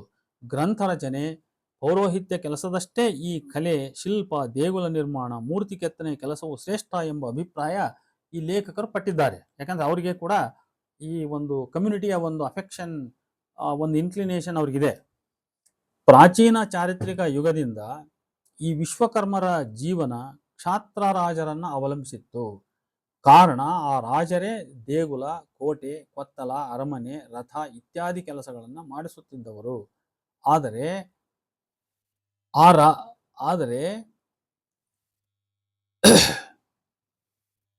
ಕಟ್ಟಿಸಿದ ರಾಜರ ಹೆಸರು ಚರಿತ್ರೆಯಲ್ಲಿ ದಾಖಲಾದಂತೆ ಆ ಕಟ್ಟಡಗಳಿಗೆ, ಕಲಾಕೃತಿಗಳಿಗೆ ತಮ್ಮ ಜೀವತೆಯದ ಈ ವಿಶ್ವಕರ್ಮರ ಹೆಸರುಗಳು ಮಾತ್ರ ದಾಖಲಾಗಲಿಲ್ಲ. ಇದು ಬಹಳ ದುಃಖಕರವಾದ ವಿಚಾರ. ಇದು ಅವನು ಚಾವುಂಡರಾಯ ಕಟ್ಟಿಸಿದ, ಇನ್ನೊಬ್ಬನ ಕಟ್ಟಿಸಿದ ಅಂತ ಹಿಂಗೆಲ್ಲ ರಾಜರು ಕಟ್ಟಿಸಿದವ್ರ ಹೆಸರು ಬರ್ತದೆ ವಿನಃ ಅಲ್ಲಿ ಶ್ರಮ ವಹಿಸಿ ಕೆಲಸ ಮಾಡಿದವರು ಯಾರು ಅನ್ನೋದು ಹೆಸರು ಬರಲ್ಲ. ಅದು ವಸಾಹತುಶಾಹಿ ಪೂರ್ವ ಕಾಲದಲ್ಲಿ ಗ್ರಾಮಗಳಲ್ಲಿ ಕೃಷಿ ಉಪಕರಣ, ಚಕ್ಕಡಿ, ಪಾತ್ರೆ, ಪಡಗ, ಒಡವೆ ಮುಂತಾದವನ್ನು ನಿರ್ಮಿಸುವ ಕಾಲ ಬಂದು ವಿಶ್ವಕರ್ಮ ಉಪಜಾತಿಗಳು ಈ ಕೆಲಸಗಳನ್ನು ಅವಲಂಬಿಸಿದರು. ಕುಲ 18 ಜಾತಿಗಳ ಭಾಗವಾದರು. ಒಂದು ಗ್ರಾಮದ ಸಕಲ ಅಗತ್ಯಗಳನ್ನು ಪೂರೈಸುವ ಕರ್ಮಿಗಳಾಗಿ ಈ ವಿಶ್ವಕರ್ಮರು ಪ್ರಾಮುಖ್ಯತೆ ಪಡೆದರು. ಜೊತೆಗೆ ದೇಗುಲ ನಿರ್ಮಾಣ, ಮೂರ್ತಿ, ಕಳಶ, ಪಲ್ಲಕ್ಕಿ ಮುಂತಾದವನ್ನು ನಿರ್ಮಿಸುವ ಕೆಲಸಗಳು ಸೇರಿ ಅವರ ಆರ್ಥಿಕ ಸ್ಥಿತಿ ಉತ್ತಮವಾಯಿತು ಅಂತ ಬರೀತಾರೆ. 18 ಅಥವಾ 64 ಕಲೆಗಳಲ್ಲಿ ಎಲ್ಲಾ ಕಲೆಗಳು ಸೇರಿವೆ. ಇವುಗಳ ಮಧ್ಯೆ ಭೇದವಿಲ್ಲ. ಚಿತ್ರಕಲಾವಿದನು ಶಿಲ್ಪಕಾರನು ಸಮಾನರು. ಅಶ್ವಲಾಯನ ಶ್ರೌತ ಸೂತ್ರದಲ್ಲಿ ಶಿಲ್ಪಿ ಎಂದರೆ ಕರು ಎಂದು ಅರ್ಥ. ವೇದಗಳಲ್ಲಿ ವಿಶ್ವಕರ್ಮ ಎಂದರೆ ಸೃಷ್ಟಿಕರ್ತ ದೇವರು. ಧಾತು ಕರ್ಮರ ಎಂದರೆ ಕಲಾವಿದ ಎಂದರ್ಥ. ವಿಶ್ವಕರ್ಮನು ಧಾತುವಿನಿಂದ ಅಂದ್ರೆ ಮೂಲ ವಸ್ತು, ಕಚ್ಚಾ ವಸ್ತುವಿನಿಂದ ಕಲಾವಸ್ತುಗಳನ್ನ ಸೃಷ್ಟಿಸುವನು ಎಂದರ್ಥ. ಜಗತ್ ಸೃಷ್ಟಿಕರ್ತ ಪ್ರಜಾಪತಿ. ವಿಶ್ವಕರ್ಮನ ಕ್ರಿಯೆ ಈ ಥರದ್ದಲ್ಲ ಅನ್ನೋದನ್ನು ಅರ್ಥ ಮಾಡ್ಕೋಬೇಕು ನಾವು. ಜಗತ್ ಸೃಷ್ಟಿಕರ್ತ ವಿಶ್ವಕರ್ಮ ಅಥವಾ ಬ್ರಾಹ್ಮಣ, ಬೃಹಸ್ಪತಿ, ಆ ಅವ್ರ ಕಾರ್ಯ ಈ ಟೈಪ್ ಬರಲ್ಲ, ಈ ವಿಶ್ವಕರ್ಮನ ಕಾರ್ಯ ತರ ಬರಲ್ಲ ಅದು. ಈ ಕ್ರಿಯೆಗೆ ಋಗ್ವೇದದಲ್ಲಿ ಸಂಗಮನ ಎನ್ನಲಾಗಿದೆಯಂತೆ. ಲೇಖಕರ ಈ ಮುಂದಿನ ಮಾತು ಗಮನಿಸಿ ಇಲ್ಲಿ. Hinduism treated the entire knowledge of engineering in all these fields as a spiritually undignified activity. ಇದನ್ನ ವಿಶ್ವಕರ್ಮರು ಇದನ್ನು ಗಮನಿಸಬೇಕಿದೆ. ಅವ್ರದೇ ಚರಿತ್ರೆ, ಅವ್ರ ಚರಿತ್ರೆಗೆ ಸಂಬಂಧಪಟ್ಟ ಈ ಸಾಲು ಬಹಳ ಮುಖ್ಯವಾಗಿ. Hinduism treated the entire knowledge of engineering in all these fields as a spiritually undignified activity. ಅಂದರೆ ಹಿಂದೂ ಧರ್ಮವು ತಂತ್ರಜ್ಞಾನ ಕ್ಷೇತ್ರ ಸಂಬಂಧವಾದ ಎಲ್ಲ ಕ್ರಿಯೆಗಳನ್ನು ಆಧ್ಯಾತ್ಮಿಕವಾಗಿ ಪವಿತ್ರವಾದ ಶ್ರೇಷ್ಠತಮ ಕ್ರಿಯೆಗಳೆಂದು ಪರಿಗಣಿಸಿಲ್ಲ. ದೇವತೆಗಳಾಗಲಿ ಬ್ರಾಹ್ಮಣ ಋಷಿಗಳಾಗಲಿ ಈ ಕೆಲಸಗಳನ್ನು ಗೌರವಾನ್ವಿತ ವೃತ್ತಿಗಳೆಂದು ನೋಡಿಯೇ ಇಲ್ಲ ಎಂದು ಅವರು ಬರೆದಿದ್ದಾರೆ. ಅವರ ಈ ಮಾತು ಸತ್ಯ ಎಂದು ನಮ್ಮ ಅಧ್ಯಯನದ ಆಕರಗಳಾದ ಶಾಸನೋಲ್ಲೇಖಗಳು, ದರ್ಶನ್ ಬರಹ, ಅಮರಕೋಶ, ಇತಿಹಾಸ ಸಂಬಂಧವಾದ ಕೃತಿಗಳು ಇವೆಲ್ಲವೂ ಕೂಡ ದೃಢೀಕರಿಸ್ತವೆ. ಆದರೆ ದೇಶದ ಬಹುರಾಜ್ಯಗಳಲ್ಲಿ ಈ ಸಮುದಾಯದ ಜನ ತಾವು ವಿಶ್ವಬ್ರಾಹ್ಮಣರು, ವಿಶ್ವಕರ್ಮ ಬ್ರಾಹ್ಮಣರು, ವಿಶ್ವಕರ್ಮರು ಎಂದು ತಮ್ಮನ್ನು ತಾವು ವ್ಯಾಖ್ಯಾನಿಸಿಕೊಳ್ಳುವ ಪ್ರಯತ್ನ ಮಾಡಿರುವರು. ತೆಲುಗು ದೇಶದಲ್ಲಿ 18ನೇ ಶತಮಾನದಲ್ಲಿ ಪೋರ್ಟುಲುರಿ ವೀರ ಬ್ರಾಹ್ಮಣರು ತಮ್ಮನ್ನು ಒಂದು ಧಾರ್ಮಿಕ ಪಂಥವಾಗಿ, ಅಂದರೆ ಒಂದು ಸ್ಪಿರಿಚುವಲ್ ಸೆಕ್ಟ್ ಆಗಿ ಸಂಘಟಿಸಿಕೊಂಡರಂತೆ ಮತ್ತು ಕಾಲಜ್ಞಾನ ಎಂಬ ಕೃತಿಯನ್ನು ಅವರು ರಚಿಸಿಕೊಂಡರಂತೆ. ಎಷ್ಟು? 18ನೇ ಶತಮಾನದಲ್ಲಿ. ತೆಲುಗು ದೇಶ ಅಂದರೆ ಆಂಧ್ರದಲ್ಲಿ ಅಂತ. ಮತ್ತು ಬ್ರಾಹ್ಮಣರಂತೆ ತಮ್ಮನ್ನು ಬ್ರಾಹ್ಮಣ, ಕ್ಷತ್ರಿಯ, ವೈಶ್ಯ ಎಂಬ ವರ್ಣಗಳ ಕ್ರಮದಲ್ಲಿ ದ್ವಿಜತ್ವವನ್ನು ಘೋಷಿಸಿಕೊಂಡಿತು. ನೋಡಿ, ಇದೆಲ್ಲ ನಮ್ಗೆ ಏನು ಹೇಳ್ತೈತೆ ಅಂತ ಹೇಳಿದ್ರೆ, ವಿಶ್ವಕರ್ಮರು they tried to follow the Brahminic tradition. ಬ್ರಾಹ್ಮಣರು ಏನೇನು ಮಾಡಿದಾರೋ ಅವರಲ್ಲಿ ಏನೇನು ವ್ಯವಸ್ಥೆ ಇದೆ ಅದನ್ನು ಇವರು ತಮ್ಮಲ್ಲಿ ಕೂಡ ಅವರಂತೆ ನಮ್ಮಲ್ಲಿದೆ ಅಂತ ತಮ್ಮನ್ನು ಅವ್ರಿಗೆ ಈಕ್ವಲೈಸ್ ಮಾಡಿಕೊಳ್ಳಿಕ್ಕೆ ಪ್ರಯತ್ನ ಮಾಡಿ ಅವರ ಎಲ್ಲ ಸೃಷ್ಟಿ, ಗೋತ್ರ ವ್ಯವಸ್ಥೆ, ಜನಿವಾರ ಧರಿಸೋದು, ಕಾರ್ಯ ಕಟ್ಲೆ ಮುಂತಾದ ಇತ್ಯಾದಿ ಎಲ್ಲವನ್ನು ಕೂಡ ಇವರು ಇಮಿಟೇಟ್ ಮಾಡ್ತಾ ಬಂದಿದ್ದಾರೆ ಅಂತ. ಇಷ್ಟಾದ ಮೇಲೂ ಸಹ ಬ್ರಾಹ್ಮಣರು ಈ ವಿಶ್ವಕರ್ಮರನ್ನ ಬ್ರಾಹ್ಮಣರೆಂದು ಒಪ್ಪಿಕೊಳ್ಳಲೇ ಇಲ್ಲ. ಅವರಿಗೆ ಸರಿಸಮಾನ ಸ್ಥಾನಮಾನ ಗೌರವ ನೀಡಲಿಲ್ಲ. ತಮಗೆ ತಾವೇ ದ್ವಿಜರೆನಿಸಿಕೊಂಡ ಇವರಿಗೆ ಶೂದ್ರ ಸ್ಥಾನವೇ ಗತಿಯಾಯಿತು. ಬ್ರಾಹ್ಮಣ ಪೌರೋಹಿತ್ಯದ ಅಧಿಪತ್ಯದಲ್ಲಿರುವ ಹಿಂದೂ ಧರ್ಮವು ತಂತ್ರಜ್ಞಾನ ಸಂಬಂಧವಾದ ಯಾವುದೇ ಕೆಲಸವನ್ನು, ಬೆಳ್ಳಿ ಬೆಂಗಾರ, ತಾಮ್ರ, ಹಿತ್ತಾಳೆ ವೃತ್ತಿಗಳು ಸೇರಿದಂತೆ ಎಲ್ಲವನ್ನು ಅಹಿಂದು ಎಂದೇ ಪರಿಗಣಿಸಿದೆ ಎಂಬ ಅವರ ಈ ಮಾತು ಬಹಳ ಮುಖ್ಯ. ಇಲ್ಲಿ ಈ ಲೇಖನದ ಲೇಖಕರ ಮಾತು ನೋಡಿ, ಇದೆಲ್ಲ ಅಹಿಂದು. ಇವರಲ್ಲಿ ಹಿಂದೂವಾದದ ವಿಪರೀತವಾದ ಮೋಹ ಅವರಿಗಿದೆ. ಆದರೆ ಅದೇ ಹಿಂದೂ ಧರ್ಮದ ತತ್ವಗಳೇ, ಅದೇ ಹಿಂದೂ ಧರ್ಮದ ಮುಂಚೂಣಿಯಲ್ಲಿರುವ ಬ್ರಾಹ್ಮಣರೇ ಈ ವಿಶ್ವಕರ್ಮರನ್ನ ಅವರು ಹತ್ತಿಕ್ಕಿದ್ದಾರೆ. ಆ ಚರಿತ್ರೆಯಲ್ಲಿ ಅವರನ್ನು ಮೇಲೇಳದಂತೆ ನೋಡ್ಕೊಂಡು ಬಂದಿದ್ದಾರೆ ಅನ್ನೋದನ್ನು ಅವರು ಮರ್ತು ಬಿಡ್ತಾರೆ. ಅವರು ದಕ್ಷಿಣ ಭಾರತದ ವಿಶ್ವಕರ್ಮರ ಕುರಿತ ಅಧ್ಯಯನದಲ್ಲಿ ಕಾಣುವಂತೆ ವಿಶ್ವಕರ್ಮ ಪಾಂಚಾಳರು ತಾವು ದೇವಶಿಲ್ಪಿ ವಿಶ್ವಕರ್ಮನಿಂದ ಉದಿಸಿ ಬಂದವರೆಂದು ಹೇಳುವರು. ತಮಿಳಿನಲ್ಲಿ ಬಹುಶಃ 18ನೇ ಶತಮಾನದಲ್ಲಿ ಸೃಷ್ಟಿಯಾಗಿರಬಹುದಾದ ವಿಶ್ವಕರ್ಮ ಪುರಾಣಂ ಒಂದು ಆಗಂತುಕ ಕೃತಿ. ಇದು ಅಂದರೆ ಇದು ಯಾರು ಬರೆದ್ರಂತ ಗೊತ್ತಿಲ್ಲ. ಇದರ ಕೆಲ ಕಥೆಗಳು ವಿಜಯನಗರ ಕಾಲದವು. ಇದರಲ್ಲಿ ಈಸ್ಟ್ ಇಂಡಿಯಾ ಕಂಪನಿಯ ಕೆಲವು ಉಲ್ಲೇಖಗಳಿವೆಯಂತೆ. ಈ ವಿಶ್ವವು ಬ್ರಹ್ಮ ಮತ್ತು ವಿಶ್ವಕರ್ಮರಿಂದ ಸೃಷ್ಟಿಯಾಯಿತು ಎಂದು ಹೇಳುತ್ತದೆ. ಅಂದರೆ ಇಲ್ಲಿ ಬ್ರಹ್ಮನ ಜೊತೆ ವಿಶ್ವಕರ್ಮ ಸೇರಿದ, ಬ್ರಹ್ಮ ಮತ್ತು ವಿಶ್ವಕರ್ಮರಿಂದ ಸೃಷ್ಟಿಯಾಯಿತು ಅಂತ ಮೆಲ್ಲಕ್ಕೆ ಅದನ್ನು ಒಂದ್ಕೊಂದು ತ್ಯಾಪೆ ಹಾಕೋ ಕೆಲಸ ಪ್ರಯತ್ನಗಳನ್ನು ಇವರು ಎಲ್ಲ ಕಡೆ ಮಾಡ್ಕೊಂತ ಬಂದಿದ್ದಾರೆ. ಬ್ರಾಹ್ಮಣರಂತೆಯೇ ವಿಶ್ವಕರ್ಮನು ಯಜ್ಞೋಪವೀತವನ್ನು ಧರಿಸಿಯೇ ಹುಟ್ಟಿದನು ಅಂತ ಮಾಹಿತಿ ಕೊಡ್ತಾರೆ. ಅಂದರೆ ಪಂಚಾಳರು ಬ್ರಾಹ್ಮಣರ ಸ್ಥಾನಮಾನವನ್ನ ಆಗ್ರಹಿಸುತ್ತಿದ್ದಾರೆ ಅಂತ ಇದರಲ್ಲಿ ಇಂಡೈರೆಕ್ಟ್ ಆಗಿ ನಮಗೆ ಅದು ಇಂಪ್ಲೈ ಆಗ್ತದೆ. ಆಂಧ್ರ ಪ್ರದೇಶದ ಗುಂಟೂರು ಜಿಲ್ಲೆಯ ಮಾಚರ್ಲೂನ ಕ್ರಿಸ್ತಶಕ 1177ರ ಶಾಸನದಲ್ಲೂ ಬ್ರಹ್ಮನಿಗೂ ವಿಶ್ವಕರ್ಮ ಸಮುದಾಯಕ್ಕೆ ಇರುವ ಸಂಬಂಧದ ಬಗ್ಗೆ ವಿವರಣೆಯುಂಟು ಅಂತ ಅವ್ರು ಹೇಳ್ತಾರೆ. ನಾನು ಆ ಶಾಸನ ನೋಡಿಲ್ಲ. ಕೇರಳದಲ್ಲಿ ವಿಶ್ವಕರ್ಮರು ತಮಗೆ ಸಲ್ಲಬೇಕಾದ ಸ್ಥಾನ ಪಡೆದಿಲ್ಲ. ತಮಿಳುನಾಡಿನಲ್ಲಿ ಇಮ್ವಾಕ ಕಮ್ಮಲರ್ ಎಂದು ಕರೆಯಲ್ಪಡುವ ಇವರು ಜನಿವಾರ ಧರಿಸುವರು. ತಮಿಳುನಾಡಿನಿಂದ ಕೇರಳ ರಾಜ್ಯಕ್ಕೆ ದೇವಾಲಯ ನಿರ್ಮಾಣ ಕೆಲಸಗಳಿಗೆ ವಲಸೆ ಬಂದ ಇವರು ತಾವು ಬ್ರಾಹ್ಮಣರೆಂದು ನಂಬಿರುವರು. ಕಾಂಚೀಪುರಂ ದೇವಾಲಯದಲ್ಲಿ ತಾಮ್ರಪತ್ರ ಹೊಂದಿದ್ದು ಅದರಲ್ಲಿ ತಾವು ಬ್ರಾಹ್ಮಣರೆಂದು ಅಂಥ ಸ್ಥಾನಮಾನ ಹೊಂದಿದ್ದಕ್ಕೆ ಸಾಕ್ಷಿ ಇದೆ ಎಂದು ಪಂಚಾಳರು ತಾಕೀತು ಮಾಡುತ್ತಾರೆ. ಅಲ್ಲಿ ತಾಮ್ರಪತ್ರ ಇದೆ, ನಾವು ಬ್ರಾಹ್ಮಣರಂತ ಅದು ಹೇಳ್ತತೆ ಅಂತ. ಜಾತಿ ವ್ಯವಸ್ಥೆಯಲ್ಲಿ ಇವರು ಮೊದಲಿನ ಗೌರವದ ಸ್ಥಿತಿ ಉಳಿಸಿಕೊಳ್ಳಲಾಗಲಿಲ್ಲ. ಅಲ್ಲದೆ ಬ್ರಾಹ್ಮಣರು ತಮ್ಮನ್ನು ಅಗ್ರಹಾರಗಳಿಂದ ಹೊರದಬ್ಬಿದರೆಂದು ಇವರ ಆರೋಪ. ನೋಡಿ, ಇವೆಲ್ಲವೂ ಆ ಲೇಖಕರ ಮಾತು, ನನ್ನ ಮಾತುಗಳಲ್ಲ ಇವು. ಈ ಲೇಖನದ ಏನ್ ಪ್ರಬಂಧ ಇಬ್ರು ಬರೆದಿದ್ದಾರೆ, ಗಾಯತ್ರಿ ಮತ್ತೆ ಇನ್ನೊಬ್ರು, ಅವರ ಮಾತುಗಳು ಇವೆಲ್ಲ. ಕೆಲವೆಡೆ ಬಡಗಿ ಮತ್ತು ಅಕ್ಕಸಾಲಿಗಳು ಮಾತ್ರ ಜನಿವಾರ ಧರಿಸುವರು. ಬ್ರಾಹ್ಮಣರು ಆಚಾರ್ಯ ಎಂದು ಕರೆಸಿಕೊಂಡಂತೆ ಇವರು ಆಚಾರಿ ಎಂದು ಕರೆಸಿಕೊಳ್ಳುವರು. ಹಳ್ಳಿಗಳ ಧಾರ್ಮಿಕ ಮತ್ತು ಸಾಮಾಜಿಕಾರ್ಥಿಕ ಜೀವನದಲ್ಲಿ ಮಹತ್ವದ ಪಾತ್ರ ವಹಿಸುವರು. ಮಕ್ಕಳಿಗೆ ಮುರ ಚುಚ್ಚುವ, ಹೆಣ್ಣು ಮಕ್ಕಳಿಗೆ ನತ್ತು ಚುಚ್ಚುವ, ಮದುವೆಗಳಲ್ಲಿ ಬಾಸಿಂಗ ತಯಾರಿಸುವಂತಹ ಕೆಲಸಗಳು ಇವೆಲ್ಲವೂ ಕೂಡ ಈ ವಿಶ್ವಕರ್ಮರವೇ ಅಂತ. ಇಷ್ಟು ಇವರ ಈ ಮೇಲಿನ ಹೆಸರಿಸಿರ್ತಕ್ಕಂಥ ಈ ಪ್ರಬಂಧದ ಮಾಹಿತಿ ಮತ್ತು ಅದಕ್ಕಿಂತ ನಾವು ಹಿಂದೆ ಉಲ್ಲೇಖಿಸಿರ್ತಕ್ಕಂಥ ಒಂದು ಕೃತಿಯ ಮಾಹಿತಿ. ಇದರಿಂದ ನಮ್ಗೆ ಅರ್ಥ ಆಗದೆ ಏನಂದ್ರೆ, ವಿಶ್ವಕರ್ಮರು ತಾವು ಬ್ರಾಹ್ಮಣರು ಎಂದು ಸಾಧಿಸಿಕೊಳ್ಳುವಲ್ಲಿ, ಅದರಲ್ಲೂ ಇದರ ಮುಂಚೂಣಿ ಯಾರು ಅಂದ್ರೆ ಅಕ್ಕಸಾಲಿಗರು, ಪಂಚಾಳರು ಇದರ ಮುಂಚೂಣಿಯಲ್ಲಿರ್ತಕ್ಕಂಥವರು. ಇವರ ಮುಂಚೂಣಿಯಲ್ಲಿ ಕೆಲವು ಸಾಹಿತ್ಯ ಕೃತಿಗಳು ಹುಟ್ಕೊಂಡಿದ್ದಾವೆ ಮತ್ತು ಬ್ರಾಹ್ಮಣ ವ್ಯವಸ್ಥೆಗೆ ತಕ್ಕಂತೆ ತಮ್ಮದೂ ಒಂದು ವ್ಯವಸ್ಥೆ ಇದೆ ಅನ್ನೋದನ್ನು ಅವರು ಸೃಷ್ಟಿಸಿಕೊಳ್ಳುವ ಪ್ರಯತ್ನವನ್ನ ಮಾಡಿದ್ದಾರೆ. ಆದರೆ ಅಲ್ಲಿ ಒಳಗಡೆ ಇರುವ ಒಳ ಬಿರುಕುಗಳನ್ನು ಅವ್ರ ಕೈಯಲ್ಲಿ ಆ ಪ್ಯಾಚನ್ನ ಮುಚ್ಕೊಳ್ಳಿಕ್ಕೆ ಸಾಧ್ಯವಾಗಿಲ್ಲ. ಅವೆಲ್ಲವೂ ಸ್ಪಷ್ಟವಾಗಿ ನಗ್ನವಾಗಿ ಹೊರಗಡೆಗೆ ಕಾಣ್ತಾ ಇದ್ದಾವೆ. ಇವರು ಪುರಾಣವನ್ನು ತಮ್ಮ ಪ್ರಾಚೀನತೆಯನ್ನು ಲಿಂಕ್ ಮಾಡಲಿಕ್ಕೆ ವಿಶ್ವಕರ್ಮ ಪದವನ್ನು ಬಳಸಿ ಅದನ್ನ ಅದರಿಂದ ಮುಂದೆ ಬೇರೊಂದು ಪಂಚಾರ್ಷಯ ಪರಂಪರೆಯನ್ನು ಕಟ್ಟಿಕೊಳ್ಳುವ ಪ್ರಯತ್ನವನ್ನು ಮಾಡಿರೋದು. ಇದೆಲ್ಲ ಇವರ ಕತೆ. ಕೊನೆಗೆ ನಾವು ಅಂತಿಮವಾಗಿ ನಿರ್ಣಯವನ್ನು ಹೇಳೋಣ. ಅದಕ್ಕಿಂತ ಮೊದಲು ಇನ್ನೊಂದು 5ನೇ ವಿಡಿಯೋದಲ್ಲಿ ನಾನು ಶಾಸನಗಳ ಉಲ್ಲೇಖಗಳನ್ನು ಹೇಳಿ ಕೊನೆಗೆ ನಿರ್ಣಯ ಮತ್ತು ಕಮ್ಮೆ ಕುಲದ ಬಗ್ಗೆ, ಬಸವಣ್ಣನ ವಿಚಾರ ಬಗ್ಗೆ ನಾನು ಆವಾಗ ಪ್ರಸ್ತಾಪ ಮಾಡ್ತೀನಿ. ಅಲ್ಲಿವರೆಗೆ ನಾನು ನಮಸ್ಕಾರ.